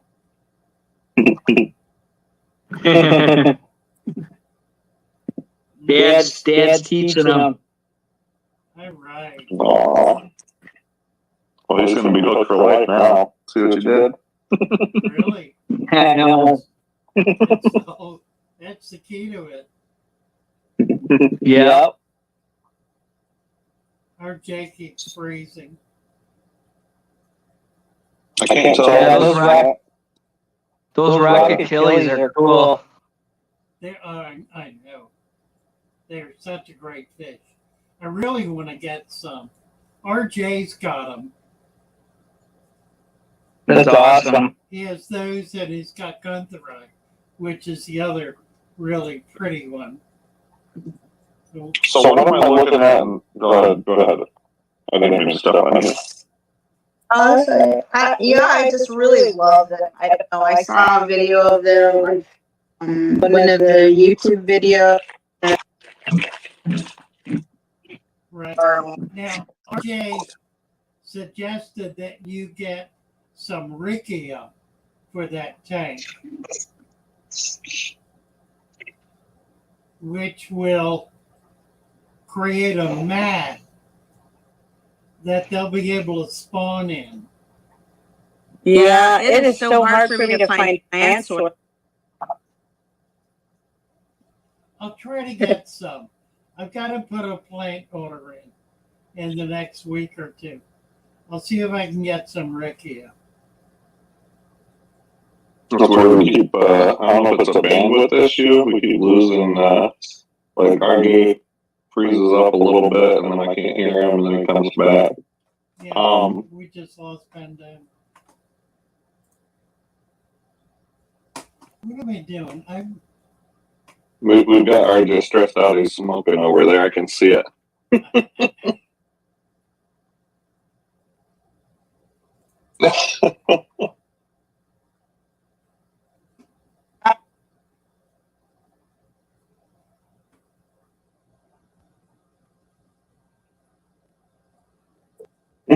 I know he wants to get up because I know he wants to talk about those killies. I can hear RJ. I don't know if you can hear him. No. Well, on this relay, he said he's been smoking long enough that he's a professional. Oh, I see. I see. A chimney. He might have his volume turned down a little bit, RJ, because he was getting echo on the live stream. And I noticed you and him are both a little bit quiet. That might be what it is. He might be getting clipped on his end. He just went away. Yeah, he froze again. Yeah, you're back, so.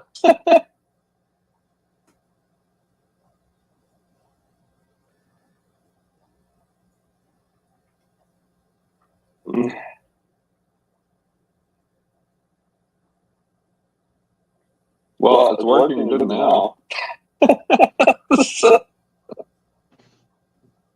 Exactly. It's like you take the car to the mechanic and it works. Again, here, Kevin. What is that fish? Is that a Dempsey? What is that? It's a Pisco Banshee. Oh my God! How nice! Mm. Wow. He's a cool dude. He absolutely. Absolutely. There's the female. One of the best parts of these streams is like it's like show and tell because everybody gets to see all the cool plants, all the cool fish, all the dirty tanks, instead of all the crap that you see everywhere else. It's gravel tanks where they kill their fish after a month. I know.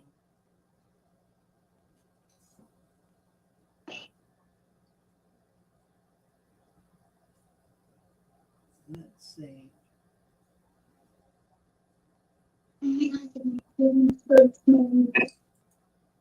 Who's that? Moon Boots is here. Hey, Moon Boots. I do wonder because a lot of people have a lot of tanks and a lot of fish. Silver Creek Aquatics, he has, I don't know if you checked out the live stream at all, RJ, but he's got quite a few aquariums over there with all sorts of stuff in them. Right. I'm always surprised at how many tanks people have. Yeah. Let's say Andre Scott. Do you ever vacuum out your tank with the sand in it? Absolutely never. Never. Never. You leave it absolutely alone. Never. Never. And again, I say never. That means Never. not even one time. Never. As in never. It's amazing. People with vacs, they spend $30 on this fancy vac. Oh, yeah, cleaning the sand, yeah. Because it's so cool. It puts water in and it takes water out, and it destroys a dirty deep substrate in minutes. Yeah. I've been just leaving stuff alone and fighting an urge to pick out the crap on the bottom, but now it's, every day it's like a little bit more disappears, like it's breaking down, the shrimp are messing with it, and the fish are picking through it. This is my 33 long. I've never touched the substrate. Look how dirty. Oh, I love it. Oh, look at It looks that. good. Yeah. Look at it. Nice. That's so cool. Never touched it. I love it. How old is that? It's about 1 year and 2 months. Yeah, that's awesome. Gorgeous. Yeah. What I kind of bet fish? you don't have to do anything to the tank, do you? What kind of fish? Basically, not. I do nothing. What fish? I got some small Barreras. Oh, they should be spawning in that. You Yeah, see? and then I got 3 red Boras. And there's a Battis in there somewhere. That's really nice.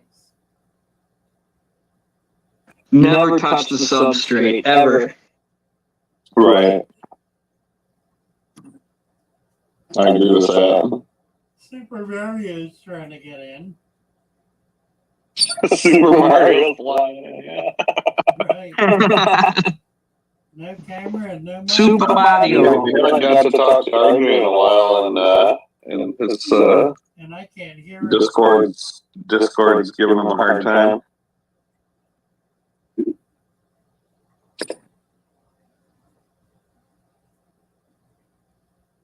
These are my 2 shrimp tanks.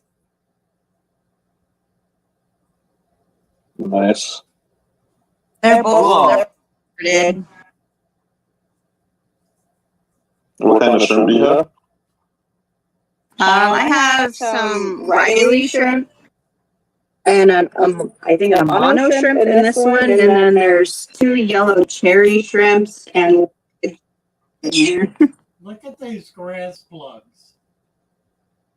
That's looking really good.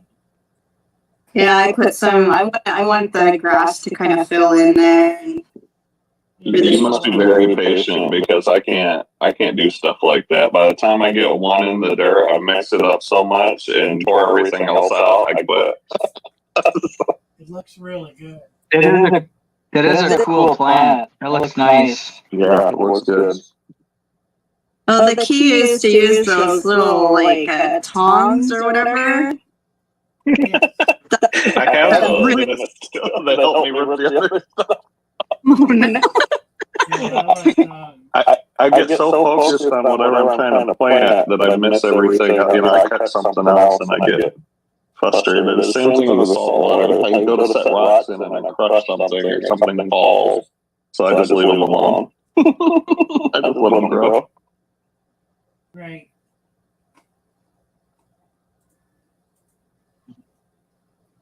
Yeah. Find its own place. I'm gonna kick him. He ain't doing nothing.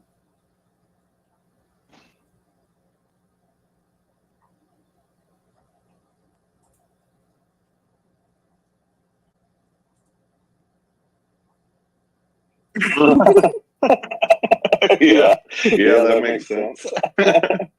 That's basically Yeah, where I'm at with the tank you're looking at. I gotta do something a little bit. Nice looking tank, Kevin.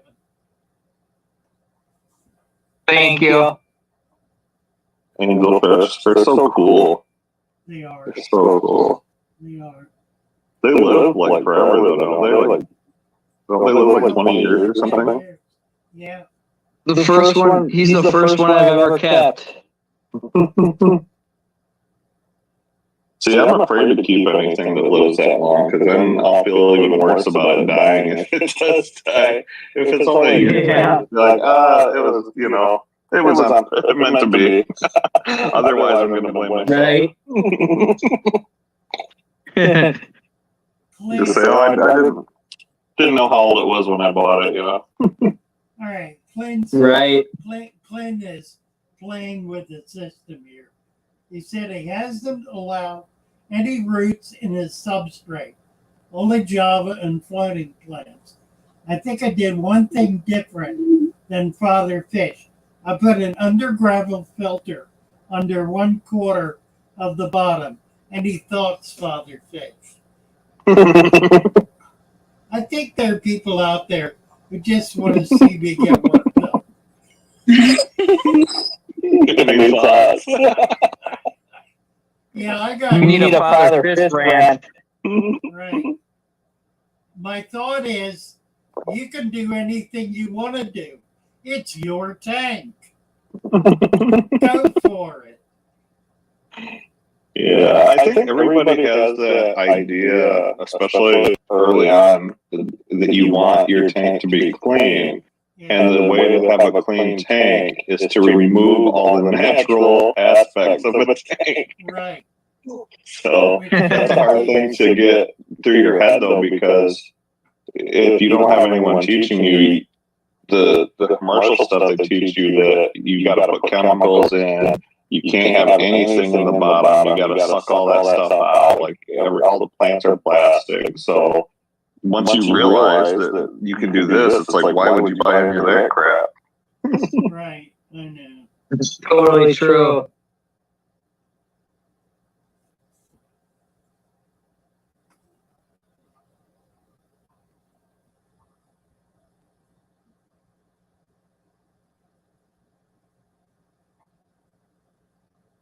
Mm-hmm.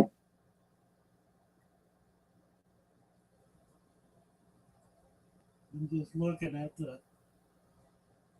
comments here, the chat. I think RJ, I don't know if you can hear him, Father Fish, but I think he was basically talking about how a lot of people get introduced to aquariums at these stores that's not their main thing, like a big box store that has some aquariums in the back with fish and whatnot, and they don't really care or know anything about it. I assume they just do it on purpose. It's a good way to sell stuff and make money. Oh my God. Craig just read his 134, it's 1134, which is the leopard frog pleco. They run about retail 100 and a quarter, 150 a pop. Nice. I only know one person I know two people who have spawned them. That's really exciting. Good job. It's weird that you guys. So wait, RJ, can you hear Father Fish? Okay, you just can't hear you. Okay. Let me reboot. Yeah.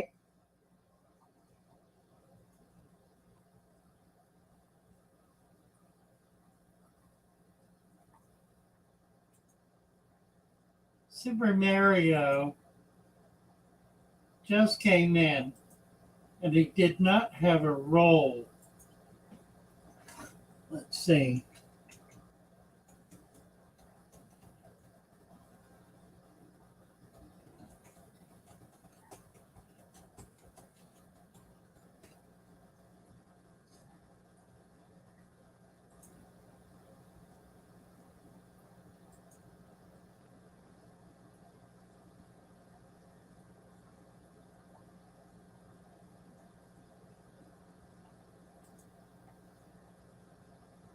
Yeah. So your aquariums that you have there, Kevin, are they in your house or because I've been noticing everybody has like their different ways. Some people keep them all in the basement. Some people have a separate shed for their aquariums. Some people just stick them wherever they can put them. Basically, all my main tanks are in the basement, Okay. and then that new one that I just set up in my oven that's upstairs in the kitchen. That's the only tank that's upstairs. That's cool. So the basement is kind of the hangout spot in the evenings then? Yeah, for sure. That's cool. Wherever you have to hang out, that's where you have to have the aquariums. Absolutely. Right. Well, the problem is if you have aquariums all over the house, like I do, there are some that you look at because they're right behind you, and there are some you just never look at because they're in the floor in some room you don't usually go into. So you just go in once a day, throw in food, and keep going. So it's that's the downside if you don't have a fish room. A fish room is the nicest setup you can have. I had that in my basement. Yeah. The ones that are not in the rooms that you spend much time in, those seem to be the ones that get neglected for me. Right. Right. So, I don't know. My wife agreed to having a tank upstairs, and I had that empty 16 rimless. So I'm like, okay. that's awesome. So Kevin, how long have you had the deep substrate tanks? Is it your oldest one that you're? Believe it or not, my oldest tank, it's probably like 5 years old now. All I have in it is sand, but all I have is Java ferns and some floaters. And then I discovered Father Fish, and then I started. I was first into black water tank setups, like heavy tannins and manzanita and botanicals, all that stuff. And now Father Fish got me into the dirted tanks and plants. Yeah, I need to order some plants actually. That was another thing, Father Fish, at some point. Don't let me forget. I want to get a bundle of plants. Well, I guess I need to come up with an aquarium. I need to. Well, that'll be a little bit. It might be a month before I do that because I don't know. I need to get some things figured out before I just load up on aquariums. But I want a bundle of plants. RJ, how much Rickia do you have? He's frozen. Frozen at this moment. He's frozen. He'll come back to life pretty quickly. Yeah, I did hear him. Did you? Yeah. It's just, I wonder if it's how many people, because maybe this device has a hard time with this many live videos. It might be. Yeah, right now all I see is. Oh, there we go. Yeah. Okay, can you hear me if I turn the video off? Yeah. That might help. Yeah, I can hear you. Yep. Okay, I think that it's not my device. I think I probably have a shabby internet connection because it's been raining outside. So what's happening is you have a choice of either getting my voice or my pretty face. So I'm thinking. I'd much rather use my ears than my eyes.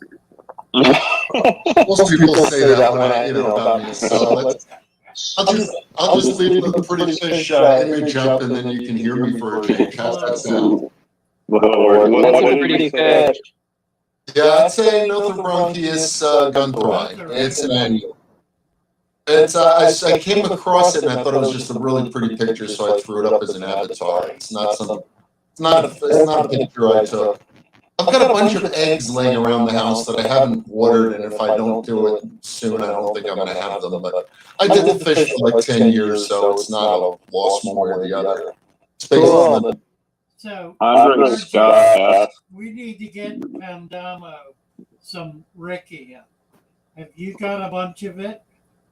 Gotta check what's left. Remember, I just spent 3 weeks on my back, and I'm kind of looking at the fish for the first time. Not 3 weeks, 3 months.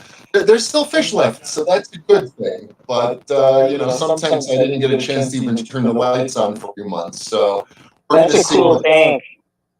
we're gonna see what comes up. Okay.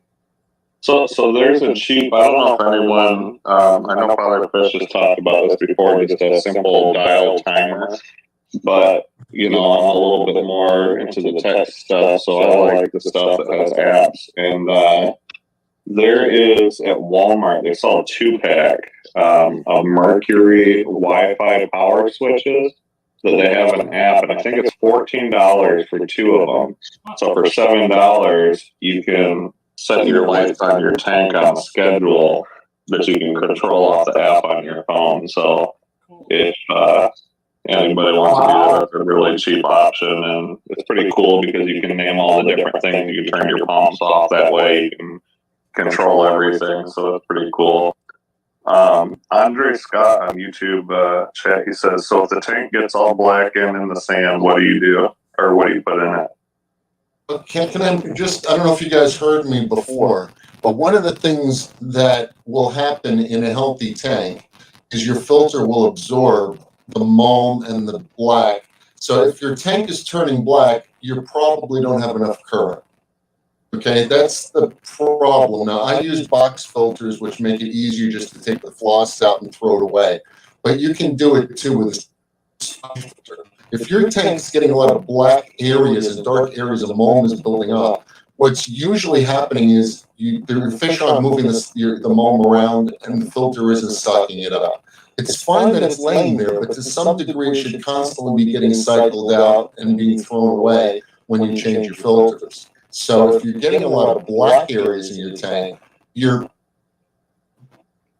probably don't have an overflow. RJ does not do deep substrate.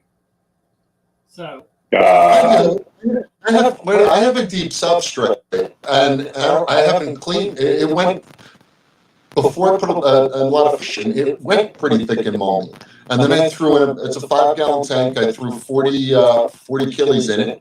They're still there, believe it or not, in 7 months without a water change now. I plan to do a water change before I sit. Nice. This is a 5.5 gallon tank. I mean, the nitrates are a little bit up, but everything's still fine.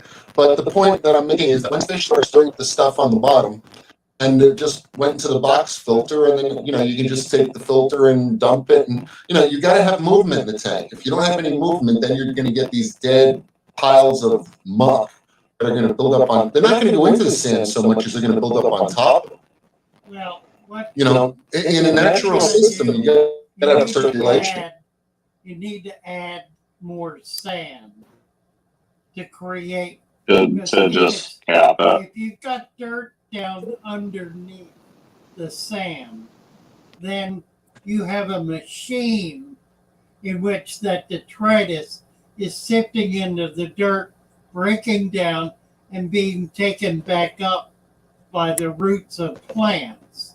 So if you have dirt and plants and you're getting black in the sand, or you're getting a mulm buildup, just add a little more sand in order for the biomass to be able to work its way through. Generally speaking, if the sand turns black, generally it's not a problem. In a new tank, it can turn black if your dirt if you've got too much dirt, and the reaction of the chemicals creates dead space. But that's usually not what you see. Usually what you're seeing is a natural process by which that sand will get darker, because the life in it will be moving the dirt up in it. It'll go up. That's why you need 2 inches. It'll go up about 1 inch. Yeah, so I'm Yeah, figuring out I about. don't have any bottom dwellers in here either. Oh, really? But see, this is just on the right side of my 33 long. Back there, it's not mulmy like that. You have circulation there. And no, it's true. A lot of the stuff is going to go into your sand cap. Other fish is absolutely right. The sand will absorb some of it. If you get the dead pockets, what's happening is that the stuff is just piling up in one place. It's not distributing. And Right. you know, Yeah. so I actually started adding sand over it. Yeah. Oh, yeah. yeah, but if you can get circulation in there, that's going to spread the stuff out, or it's going to take it into your filter, and that will get rid of some of it. Now, some of it's good for you. Don't get me wrong. I'm not saying you don't want the mold in the tank. You want it there. You want it to circulate into your deep substrate. Okay, it's just see, I'm talking about pockets. I'm not talking about we want to get rid of the mold. The mold is good to it. If you have this one little corner pocket of this place where you've got a lot of plants, and that's just really, really disgusting, you know, more circulation is gonna take care of that and spread it out. It's gonna let your ecosystem deal with it better. It also depends on your volume of fish too. I mean, one of the things that I find is you can really overpopulate a natural system, or any system that's got a nitrate reduction mechanism built into it.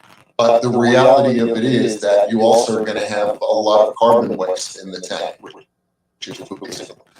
And some Thing is, like, for water movement or whatever, like a wave maker, I feel like would just stir everything up.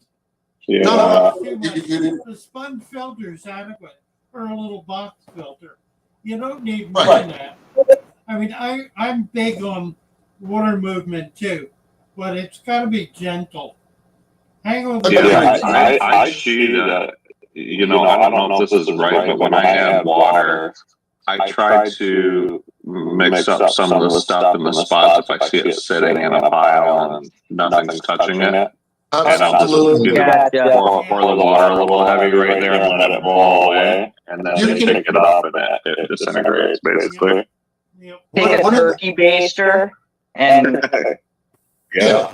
Or even if you just add another air stone, remember what happens is some you know, I use smaller aquariums right now, but if you have a larger aquarium, if you get a 75 or a 90 or a 125, one sponge filter is not going to create a lot of circulation, even a big one. right. You know, so Right.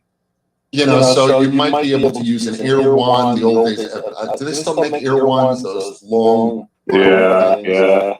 You put in an air wand or something like that. You don't need a wave maker. I mean, everyone these days, immediately when you say something, their first thought is, let me run out to some big box store and buy something that's at least $100, and that'll fix my problem. Right. You know, There everyone was needs a to do decent that. amount of water. What do you think about like just a couple sponge filters? You know, like if you have a bigger aquarium, or the stones, you know, but the sponge filters are so cheap you can get them on Amazon for a few bucks, basically. You know, I mean, I can throw an extra sponge filter in here. Yeah, or a box filter. Father Fish and I have, you know, he's more a sponge filter guy. I'm a box filter guy, okay? Because I like the convenience of throwing the floss away. And then I have the lava rock in it. So the lava rock, I don't ever screw up my, you know, when you squeeze out a sponge, sometimes you get the cloudy water afterwards. Okay, if you leave the lava rock in it, the lava rock keeps your, you know, bacteria going. So that's why I do boxes, and I've done box filters since I was 5. Well, I had all different filters, but that's my favorite. Okay. So I prefer the box. Father Fish prefers the sponge. The sponge gives you the advantage that your shrimp can eat the sponge. I don't do much shrimp, so I don't care much about it. I like the idea that I just pull the floss out, throw it in the trash, throw new floss in, throw the filter back in, and it runs for years. So it's up to you which method you prefer. But they're both very inexpensive. See, anything that's I like the sponge because it's super gentle. That's the reason that. Anything. So when you're saying a box filter, what are you talking about? Are you talking about the ones that hang on the back, or are you talking about something else? No, the thing that you drop in the tank. It's just like a sponge filter, except it's got elements in it. Basically, it's an air dry, a little. Yeah. I know what you're talking about. Yeah, I know what you're talking about. Lee makes them. Penplex makes them. They come in all different sizes. Some have air That's what you're stove. talking about. Yeah. Yeah, I know box filters taking up a lot of names. Internal canister filter, Right. chemically you can call it that. It's the thing that sits in the corner, and the advantage of it is that it's air dry. It'll do everything a sponge will, but the problems with the sponge is when you clean them out. If you know what you're doing, Father Fish knows what he's doing, so he's not squeezing them out too much. But a lot of people will really clean them up, and then all of a sudden you'll have destroyed your bacteria.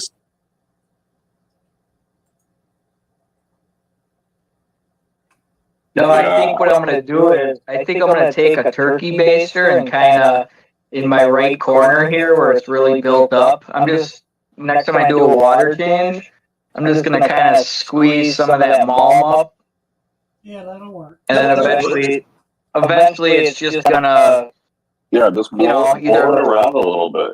Just move it around. Right. And it's kind of think of it. Right. I think of it like mulch. You stir it up a little bit. Yeah, no, it is. and see, I haven't touched it at all. Like, no, I know what you're saying. Plus, I'm throwing leaves in here, so that's all leaves that are breaking down and. Mhm.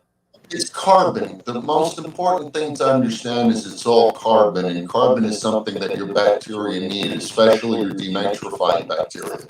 Okay, the stuff that breaks down your nitrates. It lives on carbon, and if you don't have any carbon in the system, you will eventually get more nitrates. Okay, so the system is based on, there's a carbon cycle. We all talk about the nitrogen cycle in your aquarium. What we keep missing is the carbon cycle. All right, because in the end, the denitrifying bacteria eats carbon. It's not eating ammonia.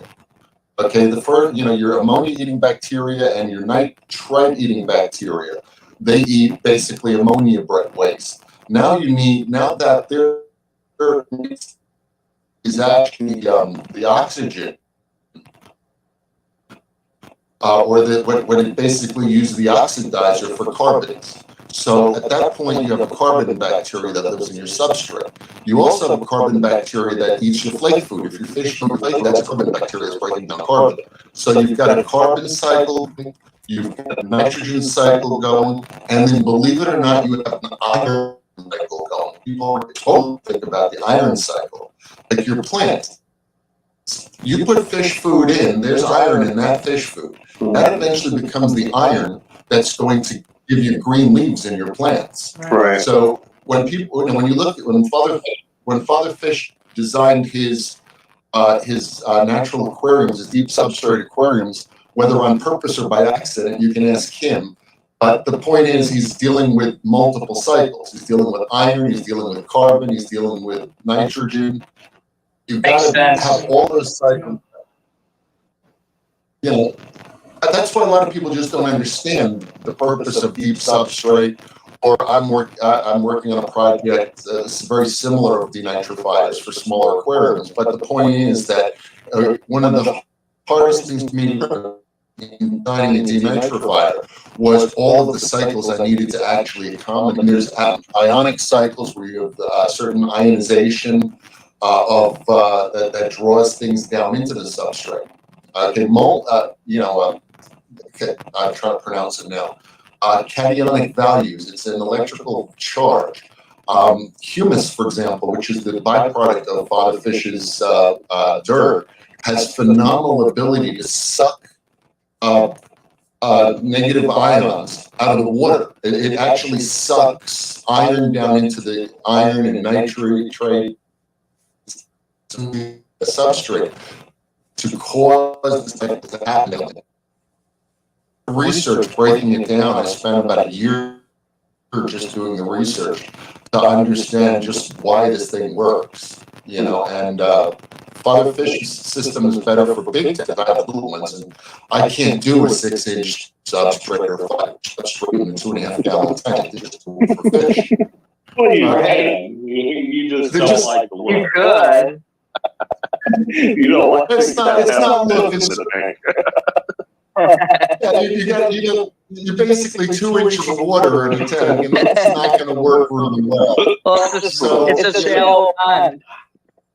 But if you actually go, and the perfect depth is about 10 to 12 centimeters. If you got a good 10 to 12 centimeter base, in a Father Fish system, you'd be surprised if you actually analyze it, how much is really going on in there. It's amazing the cycles that are going. And how, if you do it right, all you need to do is add food. Yeah. And if you really do it right, the food will propagate in the tank. And you could almost walk away from an aquarium and it could run on its own. Right. But that'd be the goal, right? Pretty indefinitely. Yeah. Yeah. And if it's large enough, I mean, if you got a 300-gallon tank, you pretty much could pull that off with shrimp guppies and microfauna. I could probably run about a year or two without, other than an electric light cycle that turns the lights on and off. Right. And a way to put water back in, right? Right. Well, those of us who do fully sealed tanks, so we don't have evaporation. Right. We don't do evaporation, otherwise we do little crispy critters on the floor. So, Yeah. you know, Yeah. All right. I'm gonna go on YouTube and watch and get off of here because my phone's gonna die. Take care, Kevin. Nice to have you with us. oh, it's Thank you. nice to have you. Yeah, That's cool. you made a lot of sense to me here on this Malm. Well, it's good. It's good to know. Malm, like I said, Malm looks like the enemy. When you first get into it, you think it's the enemy because it looks like dirt. And dirt is not your enemy; it can be your friend. Now, by the way, just for anybody who wants to know what happens, if you leave a tank for 5.5 years, this is a 5.5 gallon tank full of guppies. At the end of 5 years, you will have 5 inches of Malm on the bottom. And it's no shit, literally shit. Yes, you will have 5 inches of Malm on the bottom, and at some point your fish will die. The plants will also overgrow the tank. So the point, if the last 2 fish will be living in a little corner of the aquarium.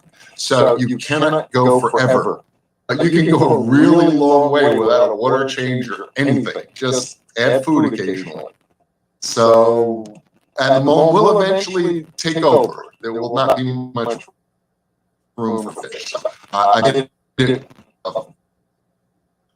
kind of for fun, just let the tank go to see how long it would go. And that was the end of it. It did crash and burn in badly.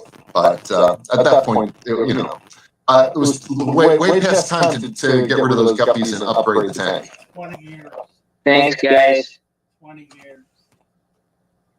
All right, take care. So what's new with you, Father Fish? Kevin.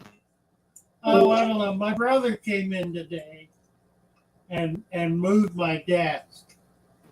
Got rid of my massive recliner and moved my desk. So I'm now parked in the living room, which is better because you can see fish tanks.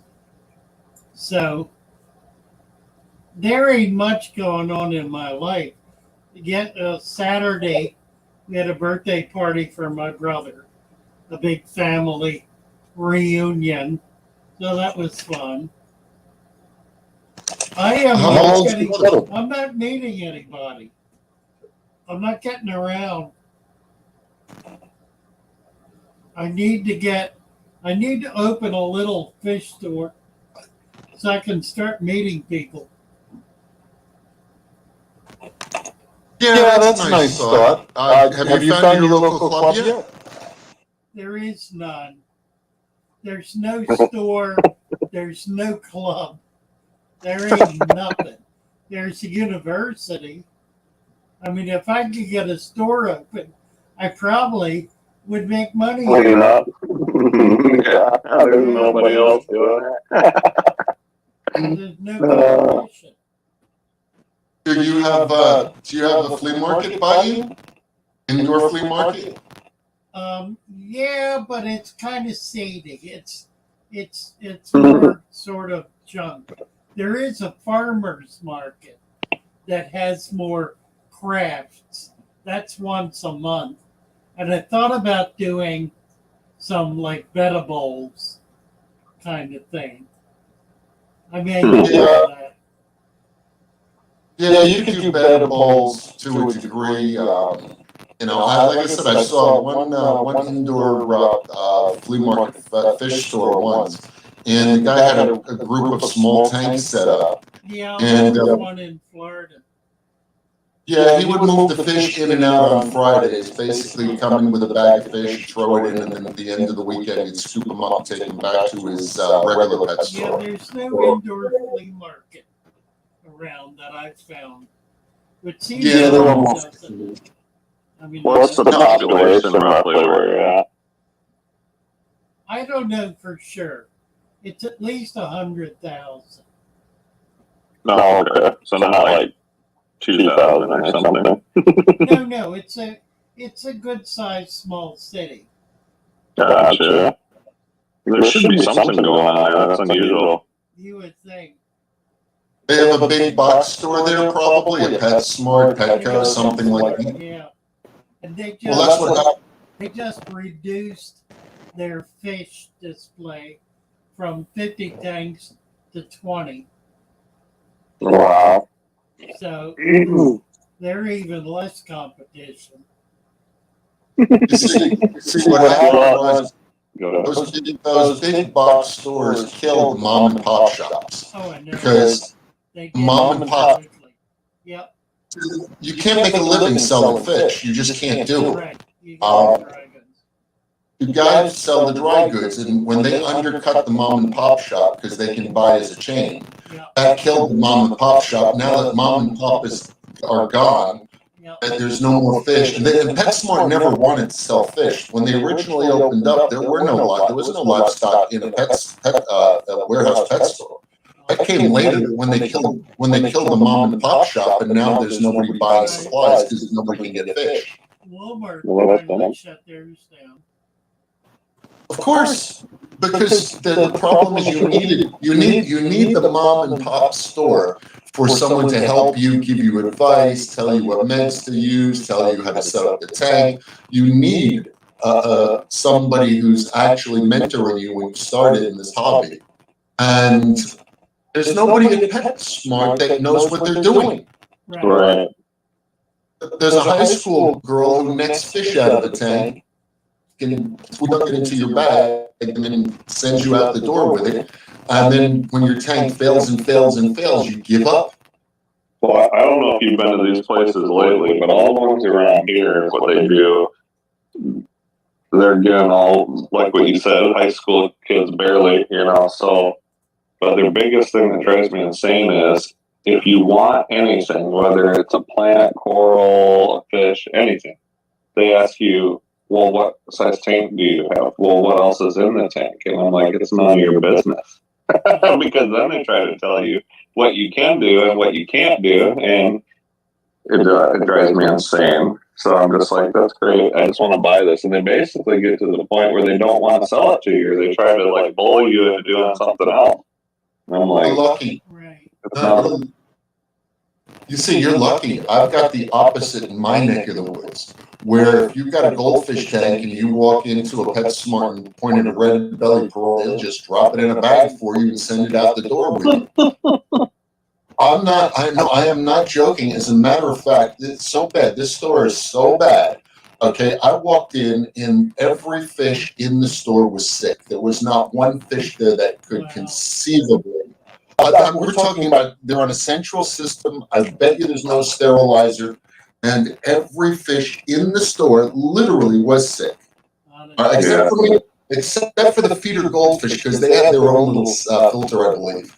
But aside from the feeder goldfish, everything else was. I mean, there's angelfish, floating, swimming upside, bagging fish and selling them. And I said, you do realize all these fish are sick? And she said, well, yeah, I've told home office several times. At the same time, she's taking a fish that's got, I couldn't even diagnose this thing. It had so many things wrong with it. Putting it in a bag, sealing it up, and handing it to a customer who's going to take it home. And ruin the fish sale, yeah. Well, they depend on it because that brings the customer back Exactly. to the store. And when you walk in that store, you wind up buying 2 or 3 things you did not go in there for. Yeah, but for sure, everything. I mean, I looked at the guy walking out the door with his little kid, and smiling and happy as they walk out with their bag of death. And I mean, I know that. I know that it's like a black plague. yeah, he's going to dump that in his aquarium, and everything is going to die. I went into the store. I went in because I was cycling up a new tank, and I just needed a fish to cycle up because I didn't have a fish at that point. I'm just recycling. Starting. So just walked in to grab any kind of a feeder fish or anything I could just start an aquarium with. And I kid you not, I walked through the whole store and I could not find a single fish that I would take out of that store and bring into my house. And I thought the girl didn't know. And the girl behind the counter, she knew damn well those fish were all sick. And yet she's still plucking them in bags and sending them off to customers. So if you're more money on the sick fish than a healthy fish. Yeah. but Spend more money. Oh, you need to treat your tank. You need to do this. You need to do Well, that. that's it. You come back with a dead fish, and you've got to buy all kind of medications. Oh yeah, $50 worth of $20 bottle for this, $20 bottle for that. And you see a cat toy that you didn't see before. You wind up spending $100 and got a new fish. And you got a new fish, which you take home, and it dies, and you come back again. That goes on usually for 3 cycles. And then the tank hits the curb. That's about it. And you have no idea how many aquariums I have picked up over the last 55 years sitting on the curb, brand new, with production dates on them. The last one that walked in, because I don't have room for them anymore, my friend brought it in. He has a pickup truck. He brought me a 75 that was about 6 months old. 6-month-old 75. I said, did you at least bring me the stand in the hood? He looks at me and goes, oh, you want, well, okay, so now it's in the basement because it needs a stand in the hood. But still, please, if you throw your fish tanks, throw the stand in the hood and the lights out with it too. Because Yeah, that's the stuff, that's the stuff that's more useful to your neighbors. Right. I like when I see the posts every once in a while where somebody spent, like $3,000 on their aquarium, and they have it listed on sale as, brand new, just went a different direction. But if you look closely in the pictures, you can see all the things that they did wrong that went wrong, and all the crap they did to the tank to try to fix it. And they're like acting like it's brand new, and they just changed their mind. And like, yeah, okay. You think you're going to get $1,500? Everything in there is no good now, Well, it's the tank, the hood, the tank canopy lights, stuff like that you can salvage, but there's nothing else that's good. It's full of disease, and you're going to start by bleaching everything out. So Well, that's why they always have these expensive filtration systems, that they've treated and had terrible water in, and just crazy things happen too. So Yeah, I ran my business on those rescues. I could break them down and sell the components. Yep. There's a lot of good stuff you could get out of that, but because a lot of good equipment can last for years and years and years if people buy good equipment. Yeah. And it can be rebuilt and whatever. But I mean, some of the stuff I have is literally older than me. Just randomly left. Okay. sorry, there's a crisis here. A leg gave out on the table for some weird reason. That's fictional. There you go. No, I'll tell you something. It's a real shame because people don't realize that fish are easy to keep if you set them up right. And Yeah. if you don't, and if you don't bring diseases in your aquarium, those are the two things that you have to deal with. And so that's why it's so valuable to have the mom and pop or somebody who really knows fish locally. Well, now the internet. I mean, this is an opportunity for people to actually learn something. That's crazy. That's pretty cool. Yeah, but like I said, in the old days, we all had our guru. There was the old guy in the pet store. The Father Fish kind of a character who ran the pet store for 30 years and knew pretty much everything about everything. And the new tanks were all quarantined. No, you can't buy those fish yet. They'll be on sale in 2 weeks. I don't know if anyone ever remembers that. They do that at the store that we have in Kalamazoo. It's MV Pets. They have pretty good salt. Well, they used to have a pretty good saltwater and freshwater selection. Now the guy is ready to sell the place, but they do quarantine. They're all marked. All the different tanks are marked, and you can't buy them until they're off quarantine. So you can't sell a pet store. Pet stores can't live by today's economy. It's just the inventory is too expensive, and he's had it for sale for almost 2 years.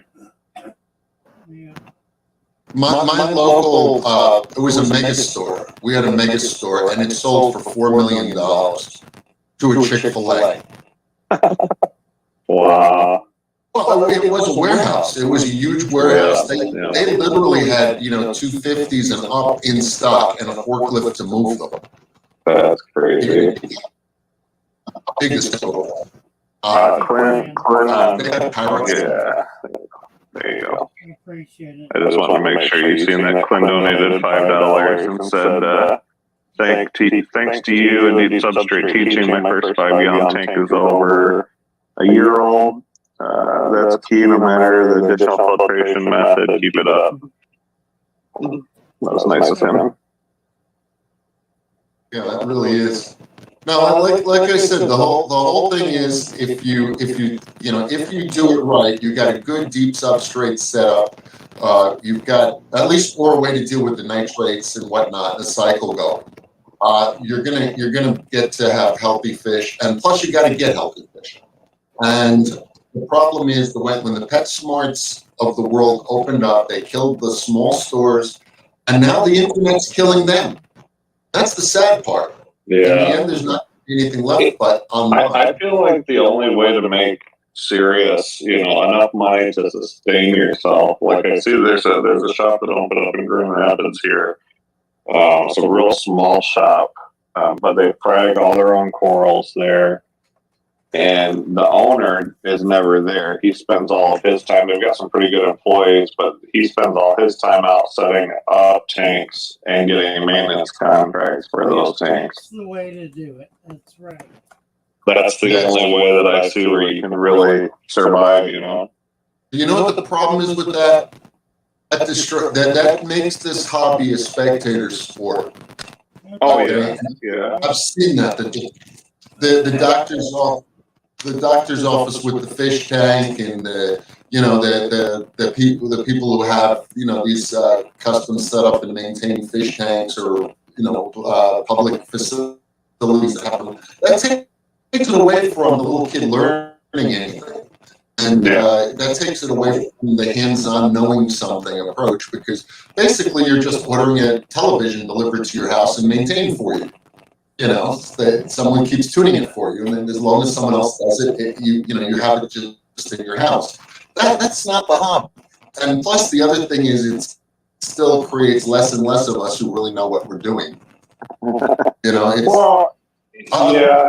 only good thing that I can say is if you've got a store and you are actually teaching your employees, even if you're not there all the time, if you're out setting up these tanks, you're educating a lot more people. That's the only good thing. I said there's a bit of bad that came along with the fact that they won't sell you stuff around here. They give you a hard time.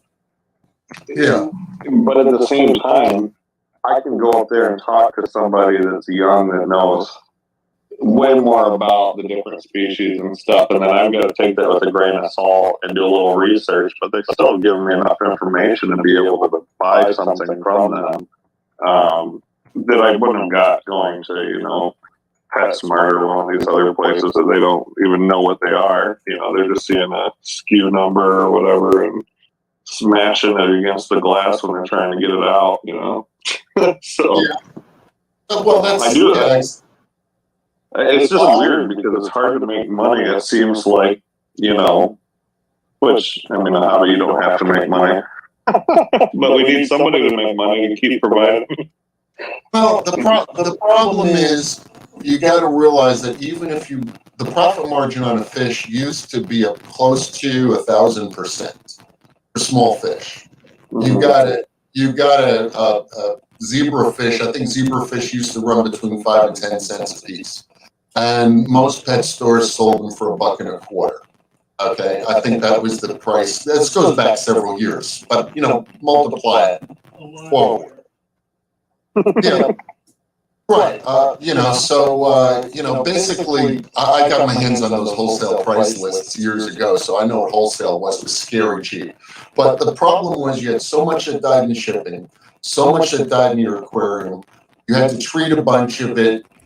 You had to deal with feeding them, heating them, and even though you got 1,000 of them in the store, every time you sell one, you're making 50 cents.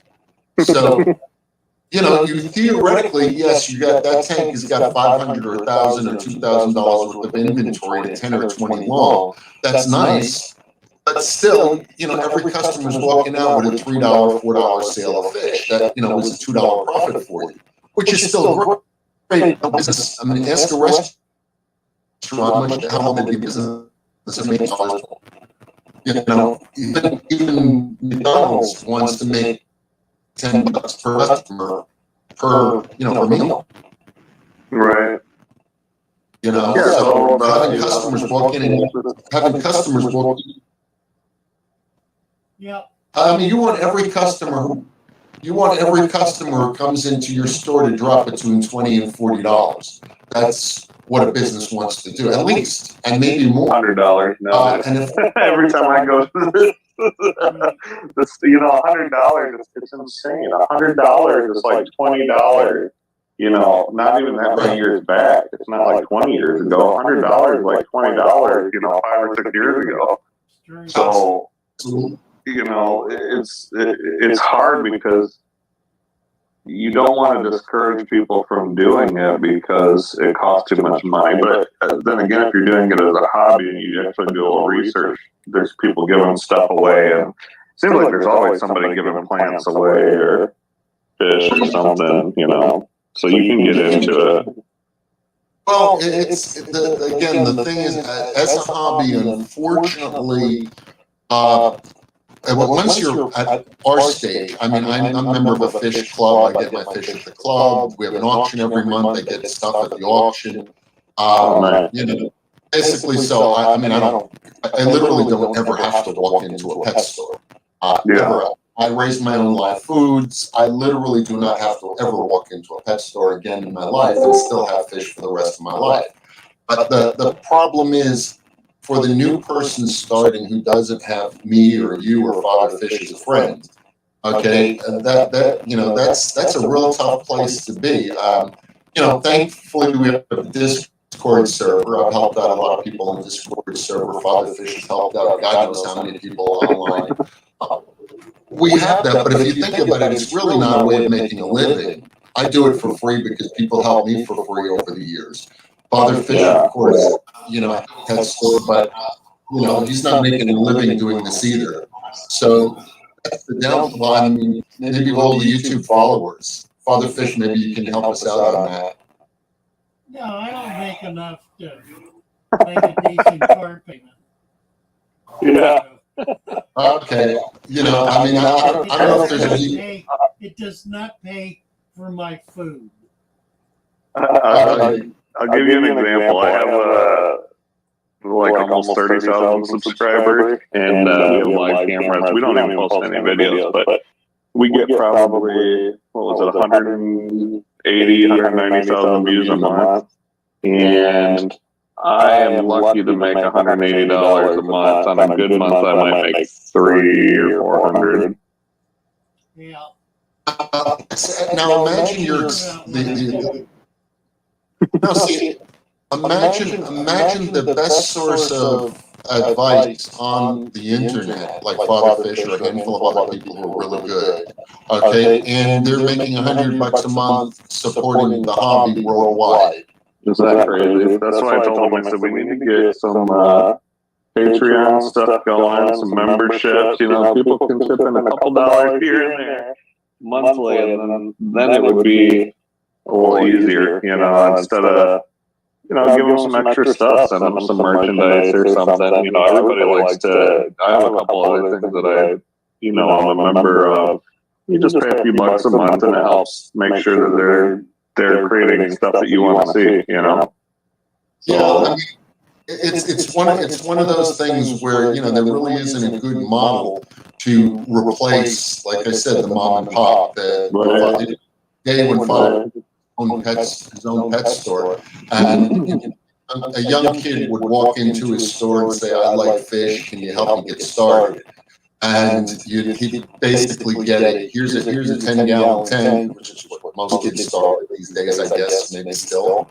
Maybe not. You're right there, 10 gallon. You're looking at my 10 gallon right there. There you go. I'm a kid. Or nowadays they sell kit tanks where everything's included in your $150 box. None of it's any good, but it's a $150 box, and you walk out the store with it. I mean, we've got it to a point where there's no one in the store to even tell you how to put your aquarium together. So we now put the whole thing in a box and hand it to you, made by Hagen or. Have you seen the flu log kits for their rounded glass tanks? They have like a 9-gallon. I want to say it's like a 15 or something. Or have you seen those? Yeah, I have, and I haven't seen a lot. They keep changing, but wasn't Fluval Hagen, Rolf Hagen Company, or did he? Yeah, I don't know. Fluval's a German company, I think, but I'll tell you, we've got. Go ahead. Fluval was the canister filter line for Rolf Hagen. So Hagen was. Oh, I remember they used to have filters. Yeah. Right, the Fluval canisters, that was their first product. That was Rolf Hagen's product line. Oh. And Rolf Hagen bought up half, or 2 filter lines that came out of Living World. Living World was the Willinger brothers, who had originally sold off Hush and stuff to Metaframe, or for Metaframe actually, and then of course Metaframe folded, and then they came back and took over and created Living World. Living World had 2 different lines of filters. One was Aqua Clear, and I forget what the other one was, but they split it up, and one section went to Tetra, and one section went to Rolf Hagen. Tetra being Tetra GmbH out of Germany, and Hagen was an American company. Hagen used components. By the way, the Fluval impeller was out of the Aqua Clear 1000, which was a big hang-on filter. I still have one that runs. A huge hang-on back sponge filter. And so the parts interchanged. But what happened from that point on is I think that Fluval was an up-brand and screwed up a lot. So they eventually just slowly moved their whole product line to Hagen, or someone bought them. So, well, And that, I don't know. I don't know if you looked at their kits, but their kits seem pretty. What are they? Yeah, Central Pet. Who bought them? They're out of England. They own. They own pretty much everything today. They own Tetra. Okay. They own PetSmart. They own Seagrass. They've got a vertical monopoly. Good move. No, good move. Makes sense. You know, I mean, it's a dying business, but you might as well own the whole thing. Yeah. Well, I like the Blue Balls because as a kit tank, so they have their kit tanks, assuming you do dirted substrate, you can set one of those up. They have a decent LED light usually with them. They have a pretty good filter. If you just have to look at the way they're set up. It's not a sponge filter, but I've got a 2.5 gallon. I've got a 5 gallon that was our freshwater version. We set up as salt water, and then I bought one of their lights. They've got Bluetooth lights, and then I've got a Fluval Edge that I turn into salt water also. That we run at just stock, and then I did buy their one of their little marine lights for it, so that I could set a nice, spectrum and all that stuff. Their stuff is pretty inexpensive for the kids, but it's not. It just doesn't seem like garbage like the other ones, like Top Fin and the stuff that you can get over there.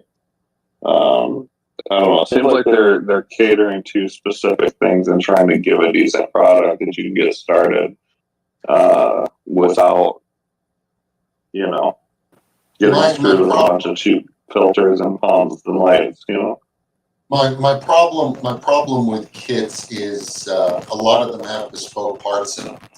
And 3 to 5 years down the road, you're going to walk in, you're going to need a new impeller for whatever the motor is that's driving it or whatever. And you're going to walk in and they're going to tell you, we're sorry, we don't have those parts available. Everything's pretty modular the way they do it. They've got, what are those submersible pumps? Like all their tanks have like an area for a submersible pump behind a false wall in the back. And then they've got just a black tube that goes to a little elbow and one of those flexible plastic deals, to spread the water around. But I don't know, you gotta look at them. They're really not that bad. They're not like the garbage. These pumps are pretty good, and they're easy to replace. There are a couple of companies making them. And to clean, when we take it out, I just pull it out and rinse it off real good, and clean the impeller and drop it back in the back, and I don't have to worry about it. Something, it's a nice place to start, but as you start developing, okay, and as you start, you move away from that. You learn to experiment, and you try, you do different things. So I'm just saying it's a better option for somebody to get started. At least there's I should say a higher quality kit that isn't outrageous in price, because they sell all these other kits for the exact same price. These Top Fins and all these other ones, they're not usable. You can't start with that. You can't even paint. I mean, the light is just a single LED that runs off a AA battery or something,